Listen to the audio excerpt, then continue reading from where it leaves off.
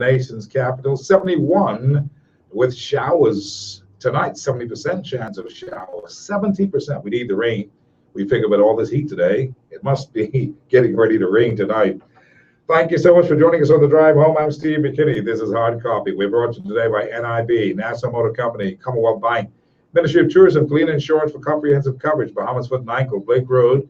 We're also brought to you by Bahamas Foot and Ankle, Superwash, Bank of the Bahamas, Customs Immigration, big gathering on the 17th on Wolf Road, Super Value, McKinney Media Group, Advantage Insurance and Brokers, Ron's Electric Motors, Sky Bahamas, CFAL, Executive Printers, Henry F. Store, New Oriental Laundry, and Le Bleu, ultra pure drinking water, the official water of Hard Copy.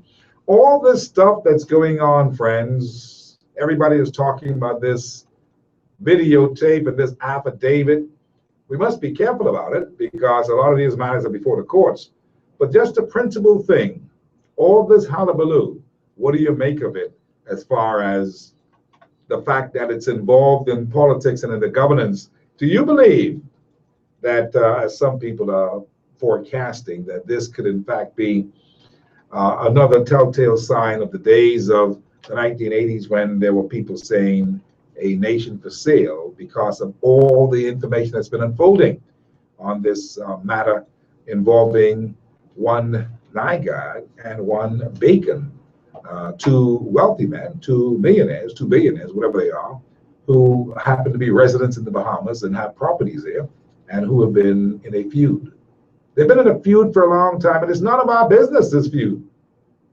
And we shouldn't be involved as a country, but it's now becoming our business because people are now, based upon an affidavit that was published, parts of it, an affidavit that's not really tested yet in the courts, and I want to say that, part of it published in the Tribune, and elements of it from the videotapes published in the Tribune and in the newspapers has got people talking. It's all over social media now. It's out there. People know what's being said. They know that right now people are suspecting the government of being complicit for right or for wrong. They may not even be guilty. But people believe that the Christie administration is somehow caught up in all of this thing because that's where the focus was. In some estimations, this is just one of the persons, Nygaard, being storming angry and saying some things, and this tape is released. But can we just take it like that? Because really, the other faction, the Bacon Group, which Save the Bays has been associated with, as Bacon is allegedly funding the Save the Bays, that's Fred Smith and those, this environmental group that's been doing a very good job of getting information out. They have been said to be the ones who initiated an investigation with international people like FBI agents and foreign private detectives.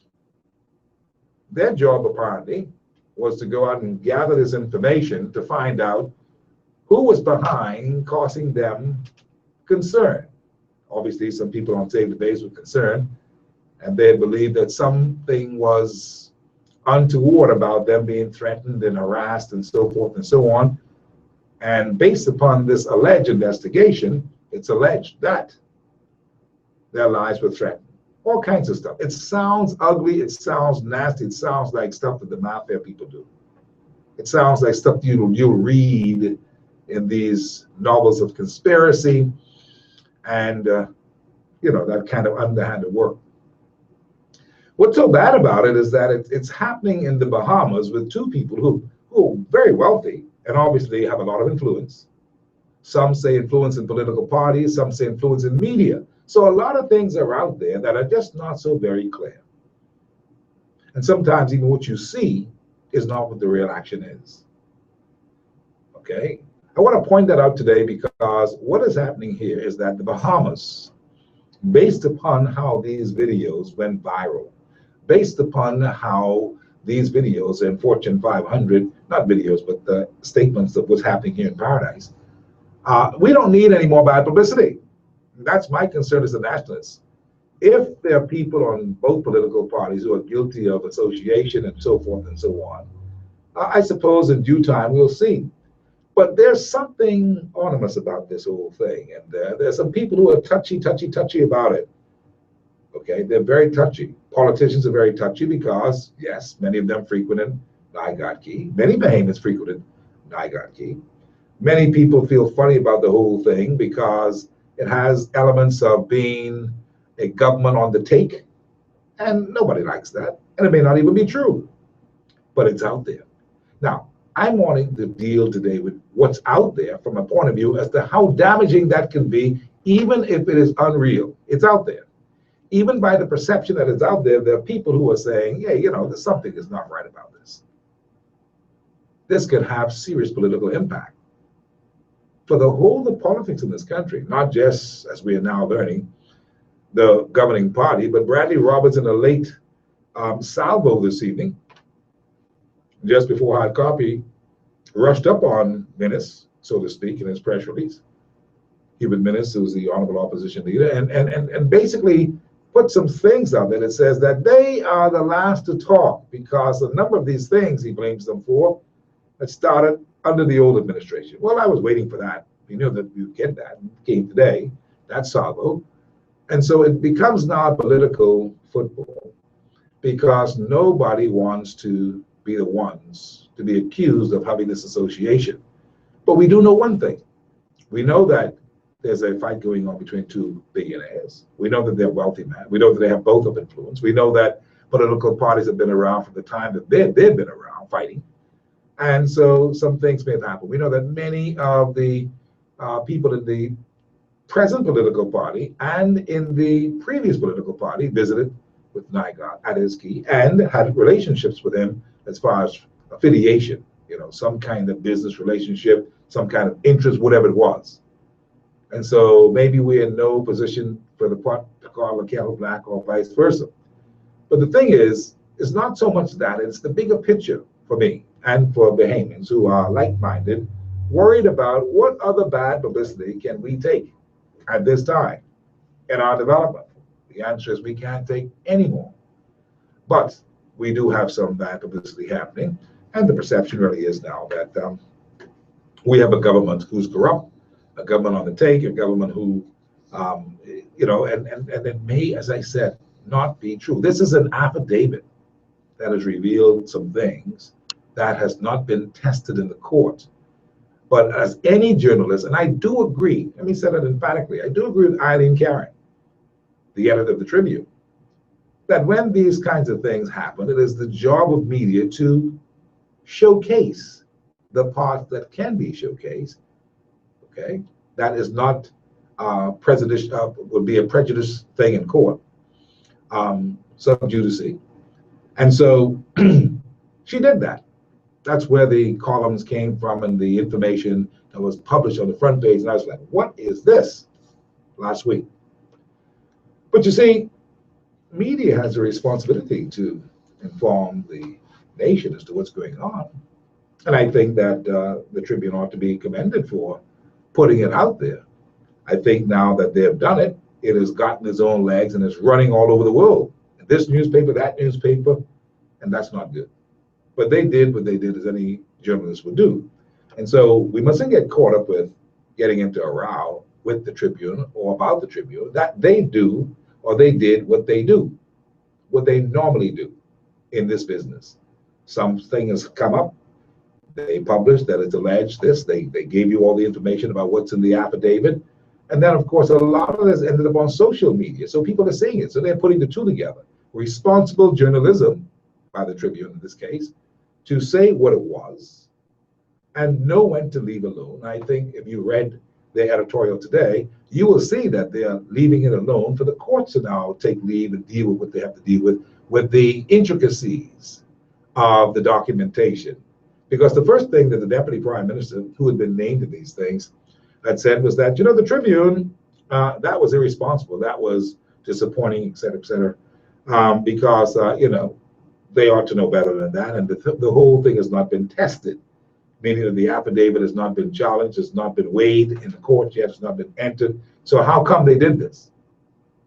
Well, a lot of things are before the court that have not been laid and tested. And it's the job of journalists to glean those things, to put the public on page as to what's going on. You follow? And so that has happened. And so when we look at where we are now, we have to ask the question, what does this mean for the Bahamas? You see, I want to look at this very quickly, if we can, from a point of view as to we don't need no more bad publicity. We don't need no more scandalous information. And this has all the makings of another major scandal. And it seems like it will power out both the PLP and the Free National Movement, as they're the two warring parties on this particular matter for who should take the blame and who can have the audacity to call the other one corrupt. And this country cannot get involved in that kind of stuff. So we need to nip that in the bud. Let that matter go to court, and whatever happens unfolds, we'll hear the results of it. But it spells out a bigger picture. Should our members of parliament and should our leaders of legislation be, I don't want to say cozy, but more than just overly associated with investors? Because, you know, the bottom line is that Nygaard is an investor. Obviously, Bacon is an investor. They're both residents. And you don't want to get the country caught up in a thing where we are so cozy with these investors, so butter up with them, so associated with them that it can spell other things. People can glean other things from it, perception being what it is. People can glean that maybe, you know, these guys got all kind of deals going, and you know, some people can get anything done because they know the powers that be. And so it gives us a moment to reflect, to think, how are we going to put our country in perspective? How are we going to put things back in order when you have this kind of thing continuously happening, scandals and rumors of corruption and that kind of stuff? Can we talk to that for a minute before I bring my guests along? Can we talk to that for a minute if you want to? What do you make of this whole thing? What do you make of it? And what do you think is going to happen? Will there be political fallout? Mind you, I'm not condemning Christie and his team as guilty or anything. Far from it. But just the whole idea of the perception of what is happening here, people have already made up their mind. They already have an image of the governing party. They already have an image of it. And this doesn't blend too good to further the image in a good light. Brave Davis, the deputy prime minister, said in the newspapers that he believes the Tribune did this deliberately to be politically mischievous, to tarnish the good name and reputation of sitting members because it's close to that time of the year, that time of the season, political season. And he's believing that, you know, this is what this is all about, that this is a bitter point that Eileen Karen in the Tribune is spewing out to hurt the Christie administration in these warning days before the general elections. Well, I can tell you this, I don't know her intentions. I just think that I take it for what her word is. It's a journalist. She's a journalist. There was a story of great journalism here, and she decided to put it out. And she's not incorrect, not from where I sit. But if she had other ulterior motives, that's on her. I don't know. All I know is that the general public is pretty much appreciative of the information that has come out, because we can understand how certain things come to be, and people are now adding up 1 and 1 equals 2 on a number of matters as it relates to the utterances allegedly of Mr. Nygaard and the things that happened in the early administration of this particular government, who in fact was the first thing they did was pass the legislation for stem cell. Some people have gleaned from that, oh, I see, that's what happened, that's why this and that's why that. I won't be so quick to judge them, but I believe time will reveal a lot of things. And nobody wants to see the name of the Bahamas ruined again. We just recently restored that. 1992, We changed the government to restore that name, that it is better in the Bahamas and that we're not a nation for sale. We've been struggling with that. You see why that's important for you and me as regular people, because that's all we are. We're regular people. We're regular blokes. It's important to us because a lot of people like us make our living of people coming to the Bahamas because it's a wonderful place it's supposed to be. It's a safe place. It's not a corrupt place. And we make our living of investors coming here to do things to inspire growth and development. The kind of things that are out there now, it don't look so pretty. And we already have been struggling trying to find investment for the country. And then we see stories coming out like this that, there are certain elements that seem to be controlling what happens with the government, that they can call shots on the government because they have made donations, they have given gifts, and so they feel as if they can control the government. Some have even accused NIGAD of being the one to say that he runs the government of the Bahamas because he has done so much investment in them that, this is this group of fellas and he can get things done the way he wants to. I don't know if that's true, but if that's a perception of that, that's not good, is it? And that's why I ask you, what are your thoughts? Will this just go away? Should we just ignore this and just move on? Or is there something here that we need to nip now because another election cycle is around and we've got to come and talk about soberly and seriously about electoral reform, about campaign finance reform? You see, a lot of these people are involved with our governments because they have been able to contribute. We've never told these foreign investors, hey, we don't want your money.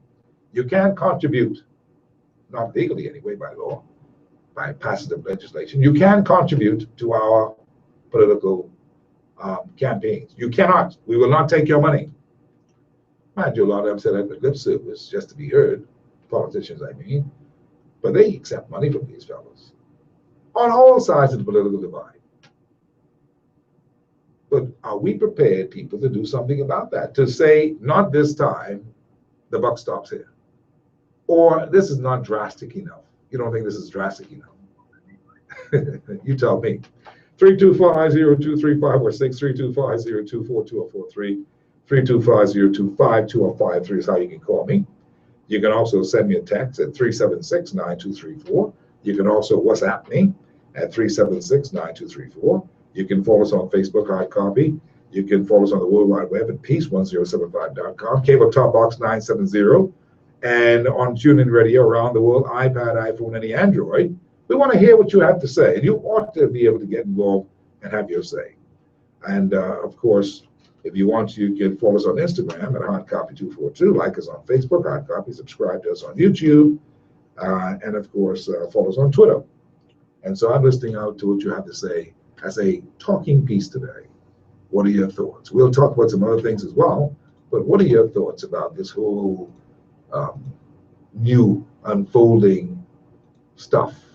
That's all I could call it, because I can't put a real name on it yet. We know that some of the stuff that has come out has been from an affidavit and from videotapes that allegedly was shot by people who, in fact, or who were released by people who had done an investigation. And the latest salvo, Bradley Roberts is accusing the Free National Movement of having something to do with it. Oh, by the way, the F&M headquarters was broken into. They said they didn't think it was political, but they said on a press release a short time ago, about 5:05, saying that the headquarters was broken into. Some things were done and some damage done, but they don't believe that it was political, and the police are investigating. If that has any relevance to what we're talking about, I don't know. I'm only telling you what they just released. This is Hard Copy. I'm listening to what you had to say today at 325-0235 or 6. What do you make of it, friends? What do you make of it? We'll talk about that as a part of our conversation today, and also let you hear what some of our commentators have been saying about it. And I'm also going to let you hear an interview with Oral Ellis out of Bimini. They have a lot. You think you've got problems there in Nassau about access and beach access and taxi problems at the airport and limousine clashes with. Listen, Bimini is no different. We'll let you hear from Oral Ellis today, and he'll tell you what all they've been going through trying to get a fare as Bahamians on the island of Bimini. By the way, we welcome Bimini to the fold. They're listening right now with us live, and we thank you very much. And those in Eleuthera, we thank you very much. And Andros and Long Island, and of course, over in Agua. Thanks for being on board with Hard Copy this afternoon. So we'll see what people are talking about in a short time. But I'm getting some early text message that says, Steve, crooks and bandits attract crooks and bandits. Therefore, those corrupt Bahamians with their rich foreign friends who feel like they run in the Bahamas all need to get investigated and even locked up, is what that person is saying, because he believes that people think that we here in the Bahamas are all on the take. Mm-hmm. And Christie, of course, today, the Prime Minister had made a statement on the House of Assembly that, really, he challenges anybody who would say that he has anything to do with all this foolishness. And the Prime Minister has always been very, very, very protective and guarded with his reputation and reputation, because he's always been wanting people to say that he has clean hands and he has nothing to do and had nothing to do with this thing that seems to be clandestine. But a text messenger or somebody on WhatsApp says this to me: Christie cannot convince me that he did not pass the stem cell bill for NIGOD. This is what happens when we look to others to invest in the country instead of believing in Bahamians. Investors do something and governments do something to repay. Another says the office of ombudsman is needed in the Bahamas. Perception of the PLP in the public is that they are very, Shugin, always on the take. I believe that's supposed to be something else.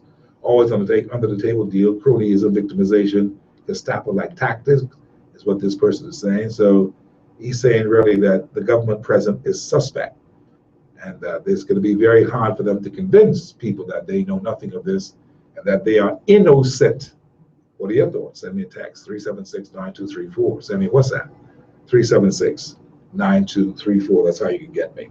I've got guests out there. We want to talk a little bit about some interesting things as well from a social point of view. And hopefully they're there so I can get them in for a few minutes here, as I promised, and get them to talk some of those things. But I've also got sound bites today to let you hear about this so-called NIGOD scandal. That's what it's being dubbed at. And what the Prime Minister need to do. Everybody says the PM has to answer and respond. Some say he should do a national address to lay all the cards on the table. What do you think? Give me a call. I'm listening to what you say. Do you think it warrants that kind of an action early? Or do you think this is something that's just going to get hot, go cold, and then disappear?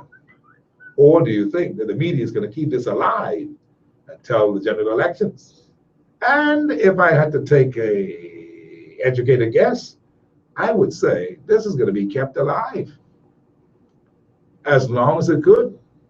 So Christie and those, if they want some sound advice, had better find reasons and sound judgment right now and convincing remarks to bring the Bahamian people around. That they had nothing to do with it. They're innocent people. And this is just a bunch of hogwash. Can they do that? We'll see. 325-0235 or 6 when we come back. This is Hard Copy.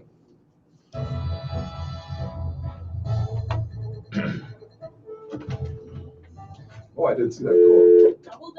I didn't see that call on the line. I got to come in at 4 o'clock. Staff up. Can you bring me some water, please? Hello? Staff up. Can you bring me some water? Is the gas on there? That gives you double. Well, what time are they supposed to come in? When you double down with Commonwealth. I don't know. I don't know how we can invite them on a Monday. I don't think I invited them today. I think they're supposed to be on a Friday, not a Monday. That's what they talking about. You know? Immediate attention. There is currently Let they come, we'll see what underway happens. to repair Bring me water and inflators at no cost to you in certain 2001 to 2014 Honda vehicles and 2002 to 2006 Acura vehicles. How was that? That was good. You started to look like you're sleeping, you threw me off. Oh, no. At 242-302-0130, extension 2227. Nassau Motor Company, the authorized Honda dealer in the Bahamas to have your vehicle serviced.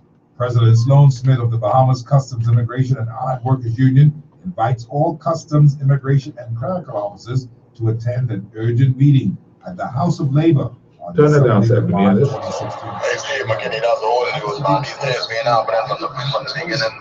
Before independence and happening after independence. Ain't nothing to change right now, brother.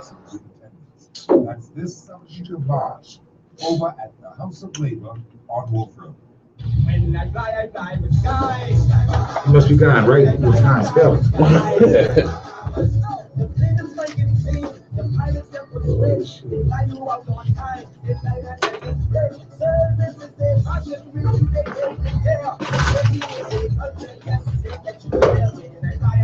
Fly with us to Fort Lauderdale or the beautiful Bahama Islands. Book today at 702-2600 or visit our website at skybahamas.net and experience Sky.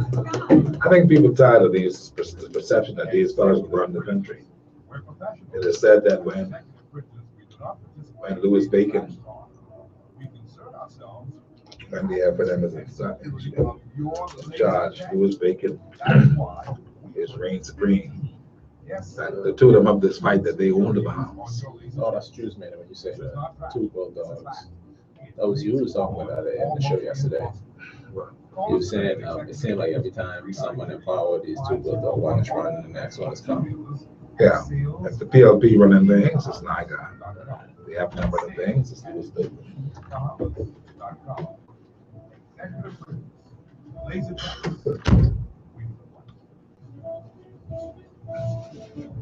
Why have I never heard about Louis Bacon? Hello, Yes, hi there, yes. Good afternoon, Mr. McKinney. hi there. Yeah, I'm calling, please. I'm a first-time caller. I'm calling to ask, is there a policy or some certain law in reference to the beaches of the Bahamas where they cannot be sold, or what is the law on those? Yeah, the beaches cannot be sold. The beaches are always in public domain, all the beaches. It's just that we have an understanding that we have a right of way to beaches. There must be an access to all beaches, even if they are, even if the property in front of the beach has been bought by a hotel or a guest house, there ought to be a right of way for Bahamians to go to the beach up to the high water mark, which means that if you go on the beach by the sea, there's supposed to be a walking path to the beach one. That's called public access to the beach. And if you want to go on the beach by way of boat, you can go right up to the high water mark, where the water, what they call the high water mark, means your chest or 6 feet of water, whatever it is.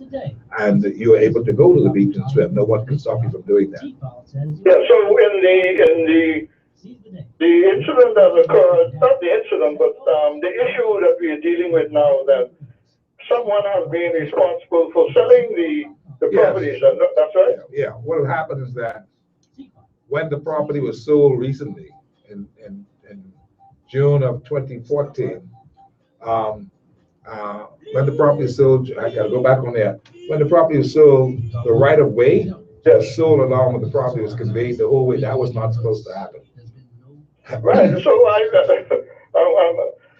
just don't understand why the issue should be that we should need to deal with the persons who sold the property. Well, that's the issue. That's what we're dealing with. I gotta get back on there. You want to put you on hold? Yes? You want me to put you on hold? No, I'll listen to you on the station. Right. Where you come from?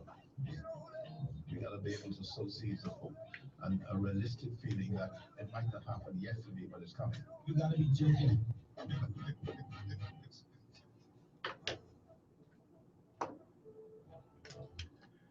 325-0235. That's how you can call me if you want to weigh in on our conversation today. It's a very simple question, you know.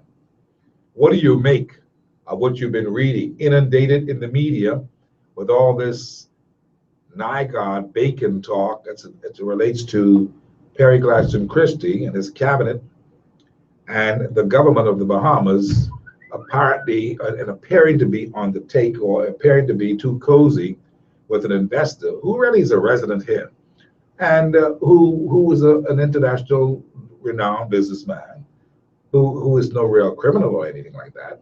Neither of them, as we know, Bacon nor NIGOD. But the trouble is that they've been accused by the Bahamian people, by and large, that it seems like they are in a position of wanting to control governments that come and go in the Bahamas.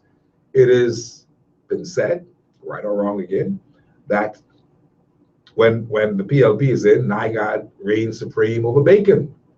And it's also been said that when the F&M are in, Bacon rules supreme over NIGOD. You see, we as a country have found ourselves caught up in a fight, in a feud that is not our business. And obviously there are some very wealthy people who believe that they can pull the strings of those who are in the governance of the country. And this whole one this time around has broke out to the point where they've really gone out in court cases here and there. I mean, the monies that are being spent in the newspapers alone, just on the front cover, in the last couple of months, it has intensified. Notwithstanding that, I read something one time when NIGOD had said that he wanted to call a truce and forget about it and all this thing. It has intensified, this campaign. And now there's all this funny talk about who put hit out on who and that kind of stuff. That is dangerous stuff. We ought not to be a part of that conversation in the Bahamas. Yet here we are fighting off another potential scandal, a potential international scandal, because we are a place that we've been trying to attract people to come and to do business with us. Do you see? When you put this along with all the other failed things that have happened, this Bahama deal, that all goes part and parcel of a perception of failure, a perception of nothing doing in the Bahamas. And you ought to be concerned about that kind of picture being painted. And all these politicians who've been making noise about this and that and making it a real little petty thing, maybe that's the strategy to just make it look as if it's just politics. It's just daily politics, the daily political grind. I don't know. But the big picture is out there. This thing went viral. Everybody's talking about it. People are asking questions. Newspapers are writing about it. Just go online. The latest thing last night was posted in the Canadian paper, Toronto, I think it was. We can't afford those kinds of things, is my view. But I'm asking you, what do you think? Or sometimes, I suppose, we ought not to talk about these things because maybe you, the people, don't really care. You're so disconnected and disengaged from all that is happening, it doesn't really matter. But it really threatens the future for the country when you have individuals who are putting themselves out there that this is their country and they run things, or that they can cuss the nation's prime minister under their breath in public, on videotape, in the newspapers, in the public domain, and that makes the prime minister look jokey. It does, because if he doesn't defend that, it's a sign of great disrespect. I mean, Prime Minister Christie is my prime minister, as he's your prime minister, and it's the office of prime minister that must always be respected. Never mind that people may have their views that, as NIGOD expressed allegedly in this videotape, that he is blankety-blank, lacking in courage, that kind of stuff. A lot of people think so, but the way it's being expressed, allegedly, again I say that, is not a good picture. And it paints the big picture that, boy, really, people, they ain't got no respect for the prime minister. And that shouldn't be. And we don't like that. We can care less what the prime minister promised. But Bradley Roberts made a very, very good point as a chairman of the party. Bradley Roberts said that just the mere fact that this fella is making all this noise and seemed to be confused based upon the evidence that's come out so far, that Christie wouldn't do this thing for him, tells you that Christie is no easy pushover. that Christie is responsible and making sure that he doesn't willy-nilly give away the country or break under the demands of somebody who may be wanting something. That's one way to look at it. I think it's a good point. That's one way to look at it. But the other thing about ministers of the government being so involved that he can, well, you know, a lot of people throw names and drop names. It doesn't really matter when people do that, eh? People drop names all the time. You could be a friend of somebody. They can drop your name, believing if you're a powerful man that, you know, yeah, I might get him to do that for me. And, you know, your name right now, just like that. People drop names. I don't mean to make light of this, but I'm just saying to you, in my quest to be fair and balanced, we gotta look at all these things.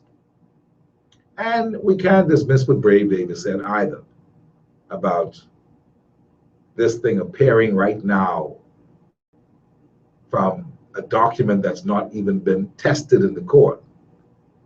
And it's now in the public domain, that this could be really somebody that's trying to make political hay. Well, if that's what it is, they better get on the ball and try to defend that, because it looks bad. It sounds bad, it looks bad, and it's ugly. And the trouble is, a lot of Bahamians, it's my educated guess, believes it.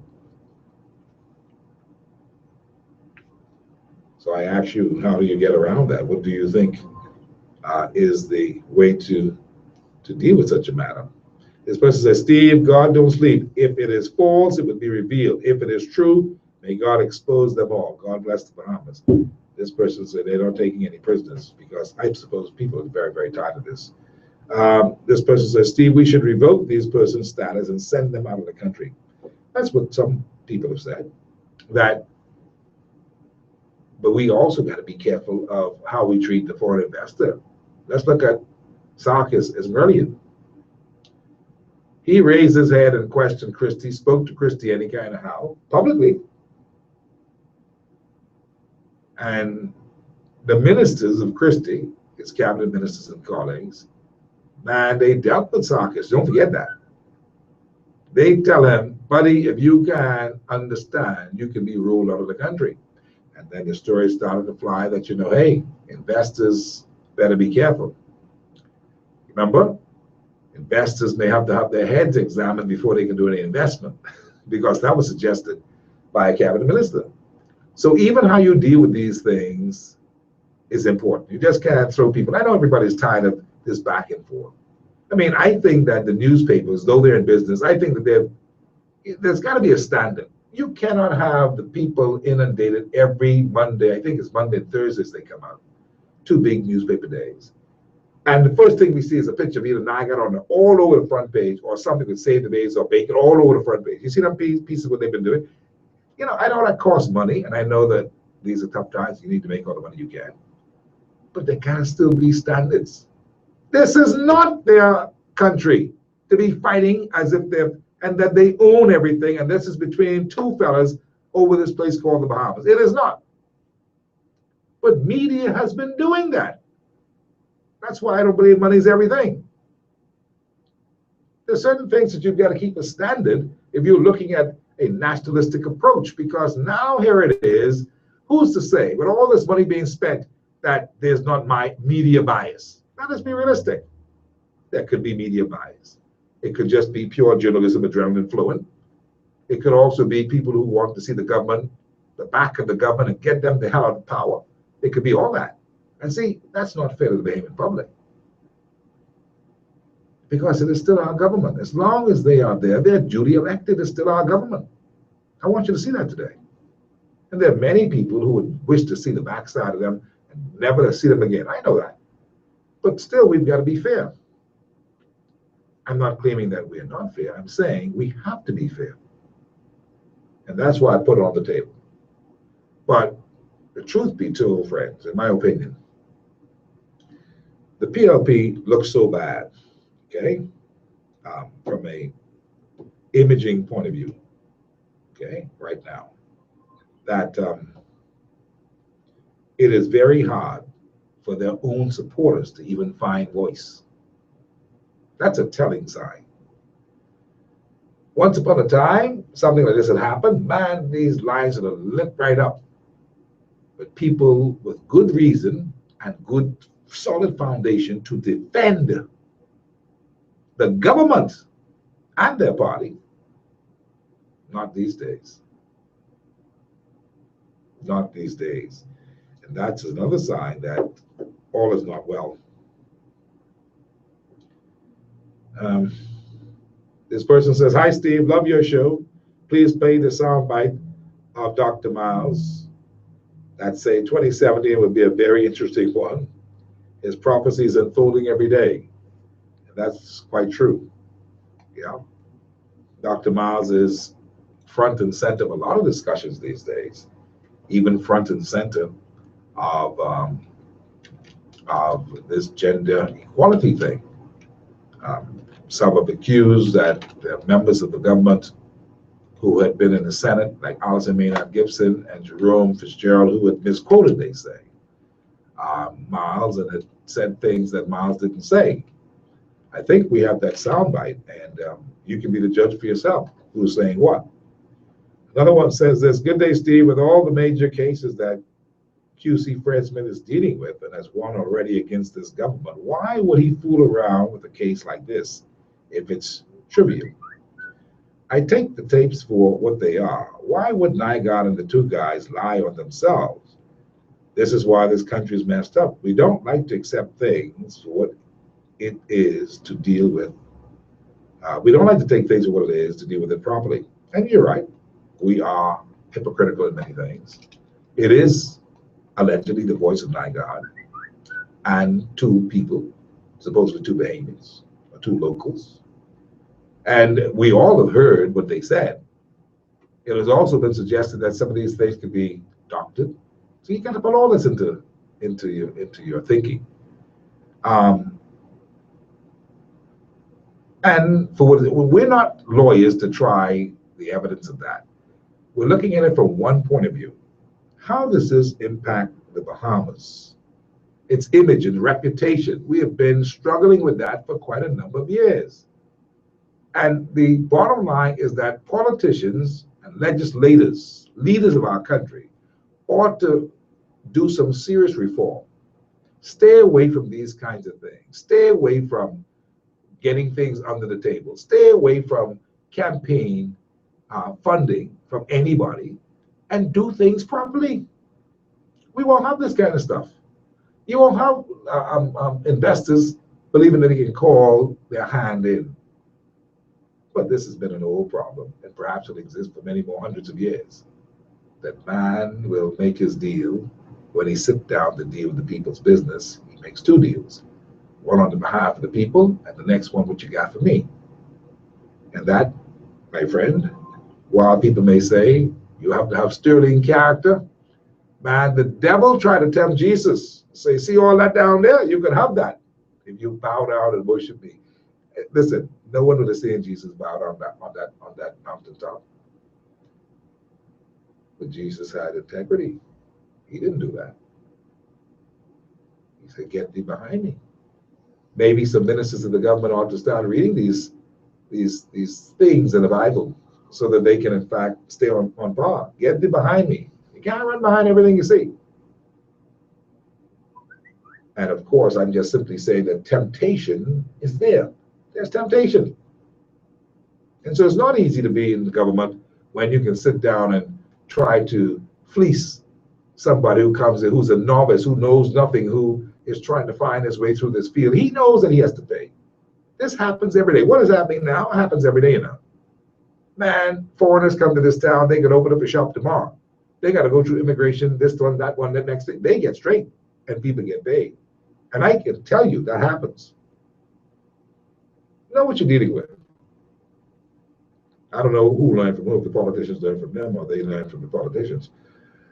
This person said, the big picture is these investors must think Bahamians are jackasses. Well, yeah, I suppose in a way, you could say that. But guess what? They can only think about you, how you present yourself. If you tell them when they come in, my brother, there's no deal. These are the rules. This is how it must go. And two, you know, we as Bahamians have got to get to the point where we understand some things. This this investment authority that we have, where the government sits down with these investors to negotiate, to create heads of agreement and so forth and so on, that we don't even get copies of. These things have got to stop, you know. If we have an investment authority, let it be people of business mind who can, in fact, negotiate on our behalf and are not in a position to make anything happen for any investor other than what is being negotiated and what's in black and white. Keep it pristine. But now, on this particular score, there's NIGOD allegedly saying that Christie had promised to give him some ground land so that he could extend his property. And Christie is in charge of ground lands for real. So it is not hard for people to picture that, boy, Christie must have promised his fellow some ground land so he could increase his key, which is where the Save the Bay people came in and say he ought not to be there. He ought not to be growing his island. And so, quite naturally, his arch rival is allegedly funding the Saves the Bay to make sure he doesn't get his way. Do you see? We are caught up in this web of two men who have plenty of money, apparently, to do all kinds of things with, and fighting. That's what we're caught up in. The Bahamas is caught up in that, whether you like it or not. And it may be another distraction, but we have to, in fact, look at it for what it is, right? Absolutely. This is unbelievable that the leadership of our country, says this person by WhatsApp, that the leadership of our country would be involved in such activities. If this is true, the public should demand that they resign. The weight of this demand, an inquiry. The weight of this demands, the gravity of this, the enormity of this person is saying, demands an inquiry. An inquiry, okay, like a commission of inquiry. That's what that person is saying. Well, 325-023516, you have your chance to call me. I suppose everybody's sitting back wondering. A lot of people probably don't know the issues. It's a very simple thing. Some people who work for Saves the Bay did an investigation. They found out some information that they took in an affidavit, a sworn affidavit, to take to the courts to say, this is what NIGOD has been up to. This information makes it look as if NIGOD has done something terrible because of the things that were said and by the witnesses who gave evidence in this affidavit. This affidavit is a document that's before the court that would be heard in a court case that is now ongoing. Now, the affidavit was not used yet, but information from the affidavit found its way into the media. By the media, it got into the public domain. Since it's in the public domain, it got onto the social websites and all that. And so now it is out in the public, even though there's a case going on in court that nobody wants to prejudice the case of anybody. So the details of that affidavit, the merits of it, is not being debated. I'm not interested in either. All I'm saying is that the perception of all that has happened, as the Tribune has put it into the public domain, gives one a chance to reflect on it, to look at it, absorb it, and say, you know, should we really be getting into this kind of stuff? How do we mitigate against being in this kind of position in the future? And the only way that can happen is by what? By making sure that we change some of our policies, how we govern ourselves, how we do business. And I'm saying that our politicians, all of them, appear to want to be too cozy with people who come in to invest. And that's the beginning point of the perception of corruption. That's all I'm saying. And I ask you, what are your thoughts? Now, I'm going to run to a break. When I come back, it's 6 o'clock. When I come back, I will take my guests in. I've given you sufficient time to weigh in on that, I think. And you didn't weigh in on it by making any phone calls on it. And so I take the message that leave that alone, because that go deep and that run far. And friend got friend. Wink, wink. This is Hard Copy. When we come back, we talk with some other matters of interest. And maybe I'll let you hear a soundbite or two, maybe, on the same matter after these words.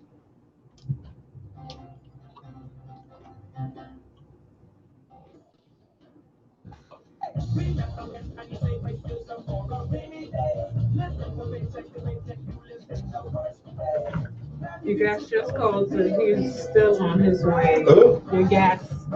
let them know about that. Okay. You want me to call him and tell him? Yes, because they can't butching up my show. Okay, okay. Must be fucking Lord, forgive me. They crazy people. There.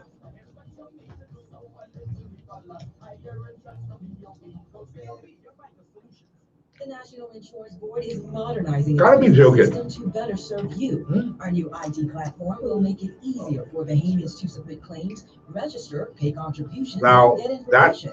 Wings and things, that's out. System. That's finished. Services will be carried out manually from March 10th. You need to listen. I'm on what I say here. Okay. Will continue to receive NIB. and assistance Now some other. Come on back. For more Come on back, please, information, 4 visit our times. website or follow us This on your Tuesday. Facebook.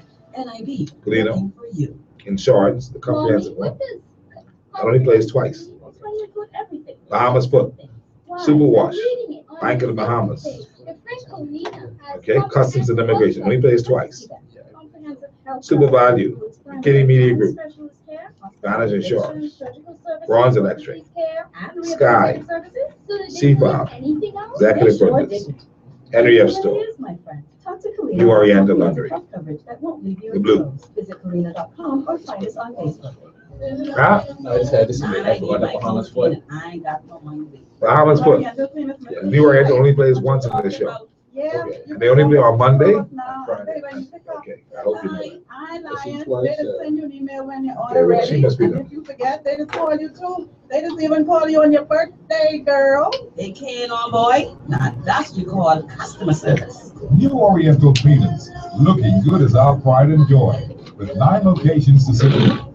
Like us on Facebook and be the first to know about our great promotions.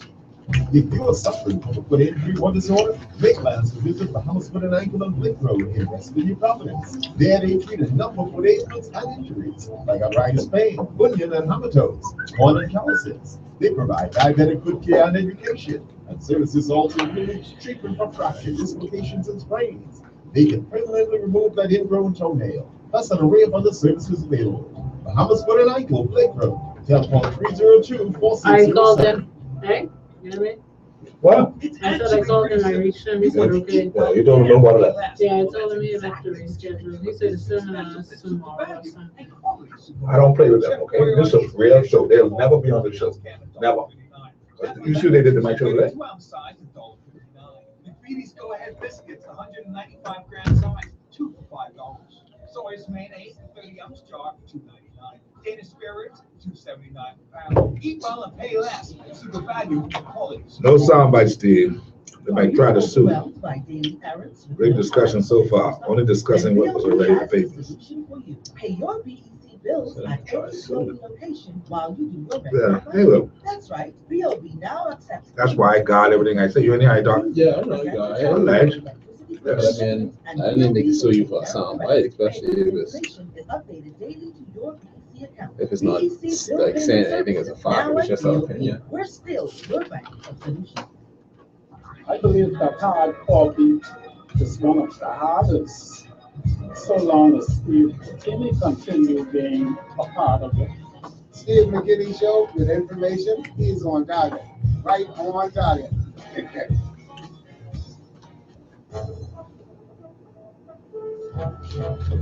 Welcome back to Hard Copy. You can get us on Instagram. You can follow us on Instagram at Hard Copy 242. Like us on Facebook. You can go right now and watch us live on Google Plus. Just follow the link from our Facebook page.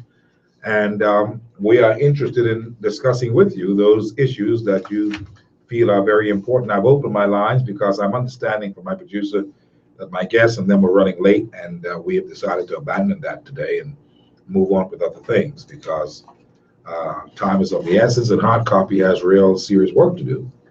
And anytime when we are hoping to assist, we just invite our people to be on time and get that part of it done. And so we move on. It's that simple. You can also subscribe to us on YouTube, and you can also like us on Facebook, Hard Copy. Now, I told you that I've got sound bites on that particular matter, but I'm also opening the line to other areas of interest today because there's so many things that to be discussed and dissected. But I want to say this first and foremost. way off from where we were. I'll get back to that in a minute. On Saturday past, I had the pleasure of going down to the Agriculture Expo. That was fantastically well put together. It was a beautiful thing. If you missed it, you missed something big. It was truly fantastic. Saturday and Sunday, scores of Bahamians attended. It was so good to see our Bahamian farmers and producers of great Bahamian products out there, from jams and chutney to nice juicy fruits and vegetables and salads. I mean, you know, we're doing a whole lot of stuff. And the display was a fantastic display. And I want to encourage and salute the folks at the Ministry of Agriculture and the people who did the expo. Well put together. We enjoyed it. I took the whole family down there. It was fantastic. It really was. It was so wonderful to see the children with the livestock and the chickens and so many people out there, including my friend Sidney Sinclair with his chicks and horses and stuff. It was just fantastic. And if you missed it, you missed a chance of getting into good backyard farming and gardening, because they had all kinds of lemon trees and lime trees and all kinds of stuff on sale. And at very, very affordable prices. I thought that was good. I'm hoping that they can do that at least 3 times a year, if not, you know, every month. I know it's hectic to do and it's perhaps expensive to put together, but this is what is needed to encourage people. I saw so many wonderful Bahamian women, beautiful Bahamian women. For me, it was a good time to be out. To be honest with you, I'm not going to lie to you. It was a good time to be out and to socialize with Bahamians who I know are Bahamians who are interested in developing this country. It was just good. And so, Minister, be encouraged to do it again. If you do it next week, I won't have a problem with it. If you do it twice a week, I won't have a problem with it. I know it's perhaps not financially feasible, but these are things that I want to encourage Bahamians to go and be a part of it. And a lot of Bahamians were out there, from the food vendors to the arts and craft people. I mean, you know, you can imagine walking around eating sugar cane, lady peanut and everything for you, eating coconut tart and guava duff and all that kind of stuff, getting nice juicy comforters and all. That's what it was all about. Buying your nice pepper trees and cucumber trees and all the different things that you can plant in your yard. $5 and $10. I mean, you know, guava trees. I mean, it's just been fantastic. I saw Forrester Bow, by the way, down there. Forrester Bow did not recognize me. And that's because he is getting all handsome. His hair's now turned silver like Hezron Moxie's hair. And I'm standing right there with my hat on saying, Mr. Bow, how much you selling these guava trees for? He said, well, I ain't selling no tree. You got to ask them woman them over there. I got the message. But the point is, he didn't recognize me. And it could be because, you know, he's that busy looking down and fidgeting around with all of his trees. It was just fantastic. And Forrester Bow got the best gold coconut trees and guava trees and all that kind of stuff. He tells me he plies between here and Exuma. It was good to see him. These things I would like for us to encourage, because this is how we're going to build a country, friends. We're not just going to build a country by looking at all the negatives and all the scandal. We are bigger than that. There are some people who would like us to just talk about the scandals all day and about all the negative things. And Lord knows that the Christie administration has found themselves in so many problems that it is easy to sit down and talk about it all day. But when there was a little bright spot, like that agricultural thing, I thought that was really good. I was proud of that, honestly. And I had nothing to do with it, you know. I just was proud of it. I felt good about it.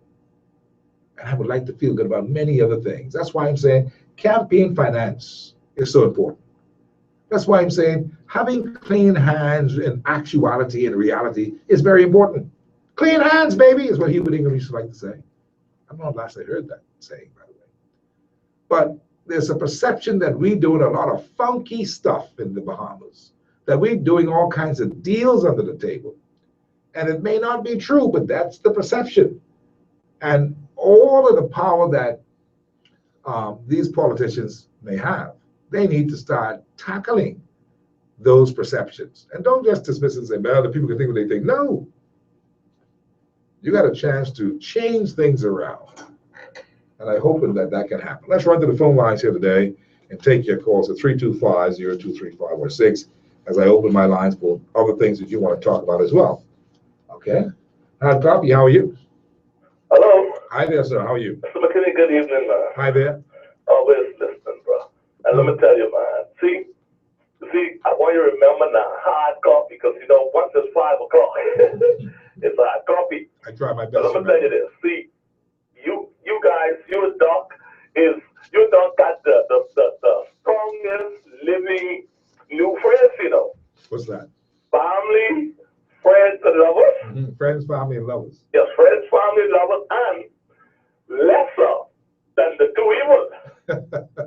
See, they are all hard copy originals, you know. Absolutely. Oh, they got that. But anyhow, still, having said that, man, you know, Mr. McKinney, boy, it's just more sad days for us behaving who really mean our country well and who's thinking. You know, and you know, I know it eventually it's going to be true or false. It's going to be true or false.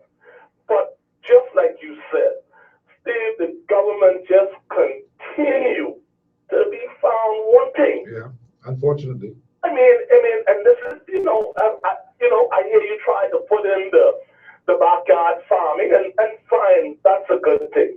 Okay, Mr. McKinney, let me give you this. Did you notice what the punch run on the tent? No, I didn't. Maybe I did. I don't know. I don't recall. What was it? Death by firing squad. Oh, yes. You see? Mm-hmm. You think these things are any missy? These ain't no miss, Mr. Kinney. These things are running simultaneously. Check it out. And listen why I tell you that. You see where our country is being, our leaders are being questioned now. See where that is? And watch me. The Bank of the Bahamas was $100 million bailout. The fellas them are letting you know clearly you're trifling, you know. See, and in the report, Bahama is mentioned, eh? You remember that? Yeah. Mm-hmm. Okay, and it's some $800 million they say it's been unaccounted for, been misappropriated. And it's firing squad, Mr. McKinney. Mm-hmm. Mr. McKinney, I am telling you, these are no misses. You're saying it's all connected. Mr. McKinney. There's no coincidence that this thing with the Chinese fella who was supposed to be an investor here, that he's going to have debt by firing squad, that all this money's gone missing, that Bahama is a failure, that our government has been caught up in all this. You're saying that all of these things are related. You gotta know that. This is everyone has been saying and is still saying today, and there is no date, and there ain't gonna be no date. And I tell you this over and over. The first person that they tried to, when the Chinese got the property into receivership, and the first person that they tried to sell it to was the Chinese billionaire, again, who was found wanting, and they're still not yet stopped trying to sell it to him. This is not what I say. These are facts. And I'm telling you, they will not turn loose that property. I just tell you, they got the Hilton. Wow. This is your tourism. We are told that Cable Beach is the main resort area on this island. That's the only casino on this island, sir. They will be foolhardy to turn that loose after having it. That's one. They got the Hilton, the Montague. That's it, sir. I am telling you, and in recent time, the newest shanty town is the old Olympia Hotel right down Bay Street, Mr. McKinney. Well, who do you blame for that? Who do I blame? Yeah. This is straightforward. I said to you, and I continue to say,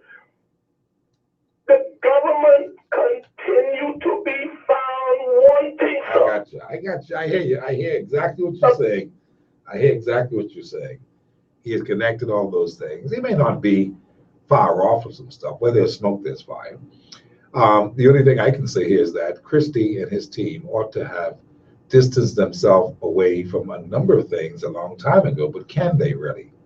Because one of the things that was supposed to have happened was that the Hilton could not be taken over and built to this level of construction, what they're doing now, unless the Bahama project was done. And see, what's insulting, the odd insult to injury, is the fact that the same company, Chinese construction company, is the ones who are doing this thing here, who jack up our word, Bahamian word. The Chinese people word is who messed up, who sabotage is what they say. That building out west. And these guys were still able to go ahead and do things, and without work permits in some cases, without proper work, not work permits, but without proper permits to do certain things from the ministry, the relevant ministries. I mean, how many times are we going to make the same mistake over and over? That's why I'm saying, and I can agree with the brother, the government is found wanting on a lot of things because we are careless, we are slack, and we are corrupt. You need to know that.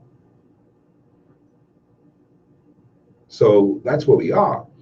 And Christie, I suppose, may find himself in an embarrassing position, not wanting to speak about the Bahama thing because his advisors are telling him, leave that alone. No amount of talking is going to make that done. In fact, you then play every card on it. You then play every card on it, from a number of opening ceremonies to all kinds of stuff. You then play every card on that. And now the last big fellow who was in a position to be a part of any big purchases said to be before the courts in China, or will get death by firing squad, as one local tabloid carried it. It's a bad conversation to have right now. And it's an embarrassment. And I understand that. I mean, everyone in this country can say, we tell you so. You don't even hear the Attorney General talk about it. There's a blackout on that. There's a gag order. That sounds familiar. It's a gag order on that. No, don't talk that. Don't talk about that. There's nothing to say. It's a ghost town. Bloomberg had it on their financial television news. It's a ghost town. It's a ghost of Bahama. It's unfortunate for us because we really needed that project. And you know, if that project had happened, friends, that would have then happened. Because Christie them need jobs for the Bahamian people. They need to fulfill some of these promises. They need to get a little feather in their cap. They need jobs. Nothing is happening. San Salvador project, they may be having little small steps along the way of progress, but they're so insignificant that there's nothing to talk about. Governor's Harbor, this whole thing about the Lucha project. You hear anything about it? Where are the jobs about that? And I don't want to be the one to keep asking, where are the jobs? Because it's obvious. It's a rough time. It's a rough time for the country, and we've had some bad breaks this whole 5 years. I believe, you know, I'm beginning to think, and I could be wrong, but I'm beginning to think that this 5 years was a second chance for the Christie administration to come back to do some things that they didn't get to do. And I believe that they got themselves straight. Now, forgive me if I'm wrong. I can only tell you what I see from what I glean without saying too much detail. I believe they got themselves straight now. I believe that Christie lost control of his ministers and they all were cutting deals left, right, and center. That's a terrible thing to say, hey. Well, if you want to follow me up on that, please, go ahead. Now, I'll tell you something of what I think. What we are now looking at. You know, I was supposed to release today a new part of an investigation on this passport thing and these affidavit thing with people getting affidavits from these JPs and all that. I can't release that yet. I don't want it to go without proper due care and attention and focus, because it's some serious stuff. And I can tell you, some people have been making some big money. But I want to wait till this thing subsides a little bit and let the courts deal with this Nygaard and Bacon thing. That I'm going to bring you front and center on what we are looking at with citizenship and why it's so dangerous to just be playing any kind of how with citizenship, and why it's so dangerous to believe that all women are created equal and will be responsible when they fall in love and marry a foreign man. Because there are many women who are decent, beautiful, Bahamian women who love foreign men and want to marry them. And there's nothing wrong with that. It's been happening from time to eternity. But there are some other women who got a game going. And that circle is very big because of deprivation, because of poverty. They need some money. You don't have to believe me. Just go and ask the people down for the spousal permit office how much spousal permits they've done the last 2 years, and see if it doesn't surpass what we've done in the last 10 years. No, this business now. This business time. You are married? I marry you tomorrow. How much you give me? Well, I charging you to marry you $6,500. And if you divorce me within a year or before 5 years, you got to pay me $1,000 a month. That's the deal. These are contracts. You think I'm talking craziness? You wait. You have to pay me $1,000 a month. Otherwise, I can move out on you and tell them what you're doing. And you ain't getting no citizenship. And now that the stake has gone up for those who can marry and pass on the citizenship, the hubby, man, that's gone up from $6,500. In some cases, listen, Steve is fair. I know what I'm talking about. Please don't go and say, I mean all women. I tell you, all women are not created equal. And guess what? Those who just want to do this because they got their ambition to marry that man. There's nothing wrong with marrying a foreign man, yeah? Nothing wrong for women. There's nothing wrong because in many cases, a lot of them figure that that's the best thing to do because they don't want to pick from the lot that's available there. You know what they say, who ain't sissy is a closet sissy, and who ain't that is a jailbird. That's what the women say. I mean, let me just tell you in case you don't know, in case you play a fool on me today. All right? So plenty of them go marry foreign man, and plenty of them who are away in school could come back with a foreign husband. You don't understand that. I believe in equality, and the law says that bill number 2, that's what they can do. Fine. I just want them and the country to be aware of something. That all women ain't created equal. You don't like me saying that, I know, but I want you to get the point. Because anyone who do any little investigation, if the media was really on the case, and you see it in black and white, you may get it. The amount of women who have married these fellas from Dominican Republic and Haiti and Jamaica and all these places is phenomenal, friends. It's phenomenal. And there ain't nothing you can do with it. But now we're adding, they can pass on citizenship to hubby. And the trick in that is if hubby decides to get rid of them, hubby doesn't Bahamian. Who say hubby gotta bring other people that marry them? You gotta be joking. See, in this particular thing, you've got to know the cultures. There's certain cultures that are what you just call closely knitted. They believe in, they're clannish. You may get married as a Bahamian because you got something to bring to the table, but really the truth is they kind of like their own. Yeah, I know you don't want to hear that, but I just thought I'd drop that in the air today, just based upon my investigations that we're doing, that we are soon to release to the Bahamian public, because I work for you, and I can tell you nothing that is out there that's wrong, untrue, or foolish, or unnecessary. Everything I say to you on this show when I'm here, under the strength of God, I talk in sense. It may sound foolish to you, and you may get some fellas who are foreign sucking their teeth right now. Yeah, these talk shows, they believe that what they say is it. I hear them. I see them. Don't mind them. First thing you've got to ask yourself, who are they? What's their stake in the game? You know me. I's Miss Visa. Born and grow here. Cat Island and Illusion mixed together. Serious combination. Don't mind these people who got all these different extracts.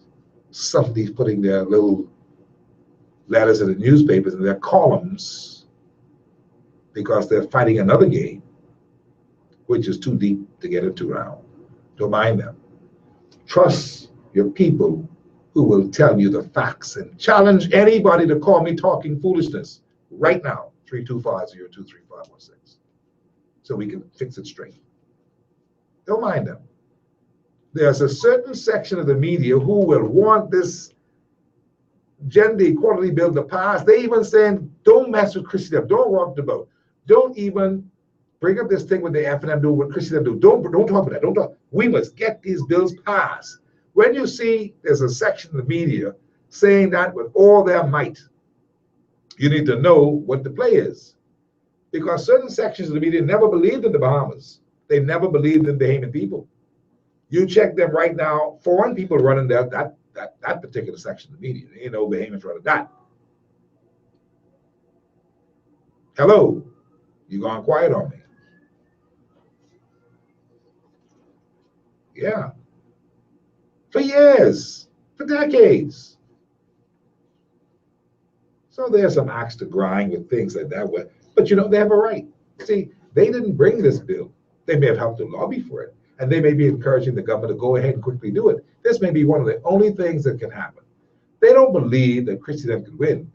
So get this bill done by Christendom, but enough monkey wrench has been thrown into their situation, their arsenal, that we can bring in some other things apart from the gender equality bills. There'll be this whole scandal about who controls the government of the Bahamas and who take what. You see the play now? Or I have to be more explicit. So on one hand, yes, let's go, Christy, pass these damn bills. Pass them. On the other hand, see them, they wicked, they miserable, they got all this corruption in this country, get rid of them. But not before you pass these 4 bills. Don't rock the boat. Leave Christie. We know that Christie ain't sincere is what they're saying. We know that he turned around and tell these people all kind of things the 14 years ago that we go vote. Then he gone, him and the bishop and all them. They say, no, don't fool with that. It's good campaigning.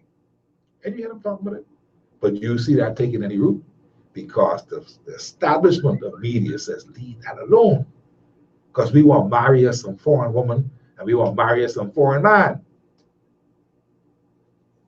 I know you don't like me saying that, but I only tell you the truth.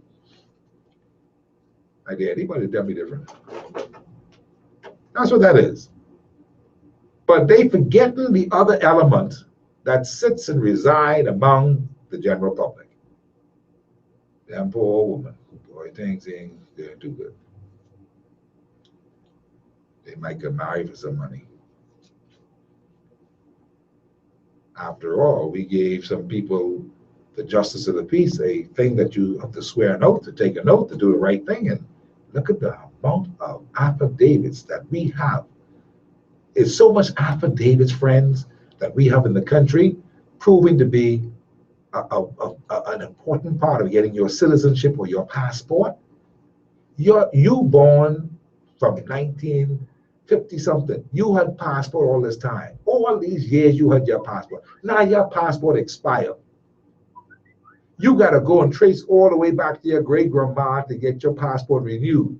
The people on the islands coming here back and forth, you have no idea what kind of monies they spend on the mail boat and on plane to come to the office to get the passport straight because somebody questioned if Isadora, and this is just a fictitious name now, this is nobody, Isadora Peters Johnson is the same as Isadora May Peters Stephen Johnson. See that little difference? Isadora, one, Isadora May. It's the same person. Oh, so your grandma named Paula Nathan Johnson. Am I right? So her name was Paula May, Nathan Johnson. This is the same person, all kind of foolishness. Let me tell you something. That is way down heavily on the Bahamian people. That's why I started investigating. These things are happening to us while you are sitting down sleeping and the government is going right along. Yeah, let's pass this, let's pass that. Oh, we can get a family capital. Oh, this can be a good thing for us. This is politically feasible. This is politically expedient. Let's do this, let's do that. No thought, just like with the JPs. They didn't think that these JPs was going to get to the point where they went AWOL. A lot of them went AWOL, doing all kinds of stuff. Yeah, just do it like this. Just say, get this person to say, yeah, I know he born here. I know he from Haiti, but what to do, get Steve to say he from here, write this here, sign this here, this good. Boom, put a stop on that, seal that, right? Put that down. So, fellas behaving all night. You have no idea. And you wondering if they go trust us to vote for them. They ain't checking for you as no Bahamian. Let me just tell you that too while I'm here today. And my lines are full. Let me go to the lines. They ain't checking for you. The average politician is not checking for you, the bona fide Bahamian. They making their own Bahamians who can vote for them. Thank you very much. I'll copy. How are you? Peace and love, Steve. Peace and love, girl. How you doing? Man, I'm in good shape. Okay, listen. This is Lorraine Arthur. Hi, how are you? Yeah, I'm doing good. There's so Wonderful. many things wrong in the country. But my reason for calling is on Saturday. Mm-hmm. Saturday, I was down to the expo and I enjoyed myself immensely. I tell you, me too. and his family. And at least 3 or 4 times I looked around, I said, oh, this looks good, how the Bahamians are supporting this. Yes, man. You saw real Bahamians on the day. It's out. I tell you, it was fantastic. Enjoying themselves. I made sure and got my coconut, my peanut cake. Mm-hmm. I got my ginger and lemonade drink. Yes. I got my fritters. You ain't getting no hibiscus drink? There was a lady selling some hibiscus drink there. You didn't get that one. Oh, that was so refreshing. Oh, my Lord. Mm-hmm. But go ahead. Mm-hmm. I enjoyed myself, all the animals, the peacocks, everything. I enjoyed it. I really enjoyed it. We stayed there for hours. Me too. Mm-hmm. And I encourage those who have not gone yet to go out and enjoy yourself with your family. Mm-hmm. It still got more days? See, it's supposed to be until Wednesday. Oh, my Lord, I didn't realize that. I thought it was just until the weekend. No. Well, listen, I'm going to have to go back down there. Mm-hmm. It's great. Yeah. I encourage you, listeners, to go out if you haven't been yet. Yes, ma'am. Okay? Absolutely. All right. Thank you, Lorraine. I appreciate it. Thank you kindly. Sorry. Hi, Coffee. How are you? Afternoon. Hi there.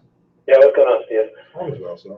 Yeah, it just goes to show the level of the corruption in the government from the videos that we have on social media. There's actually 3 videos of the with Niagara.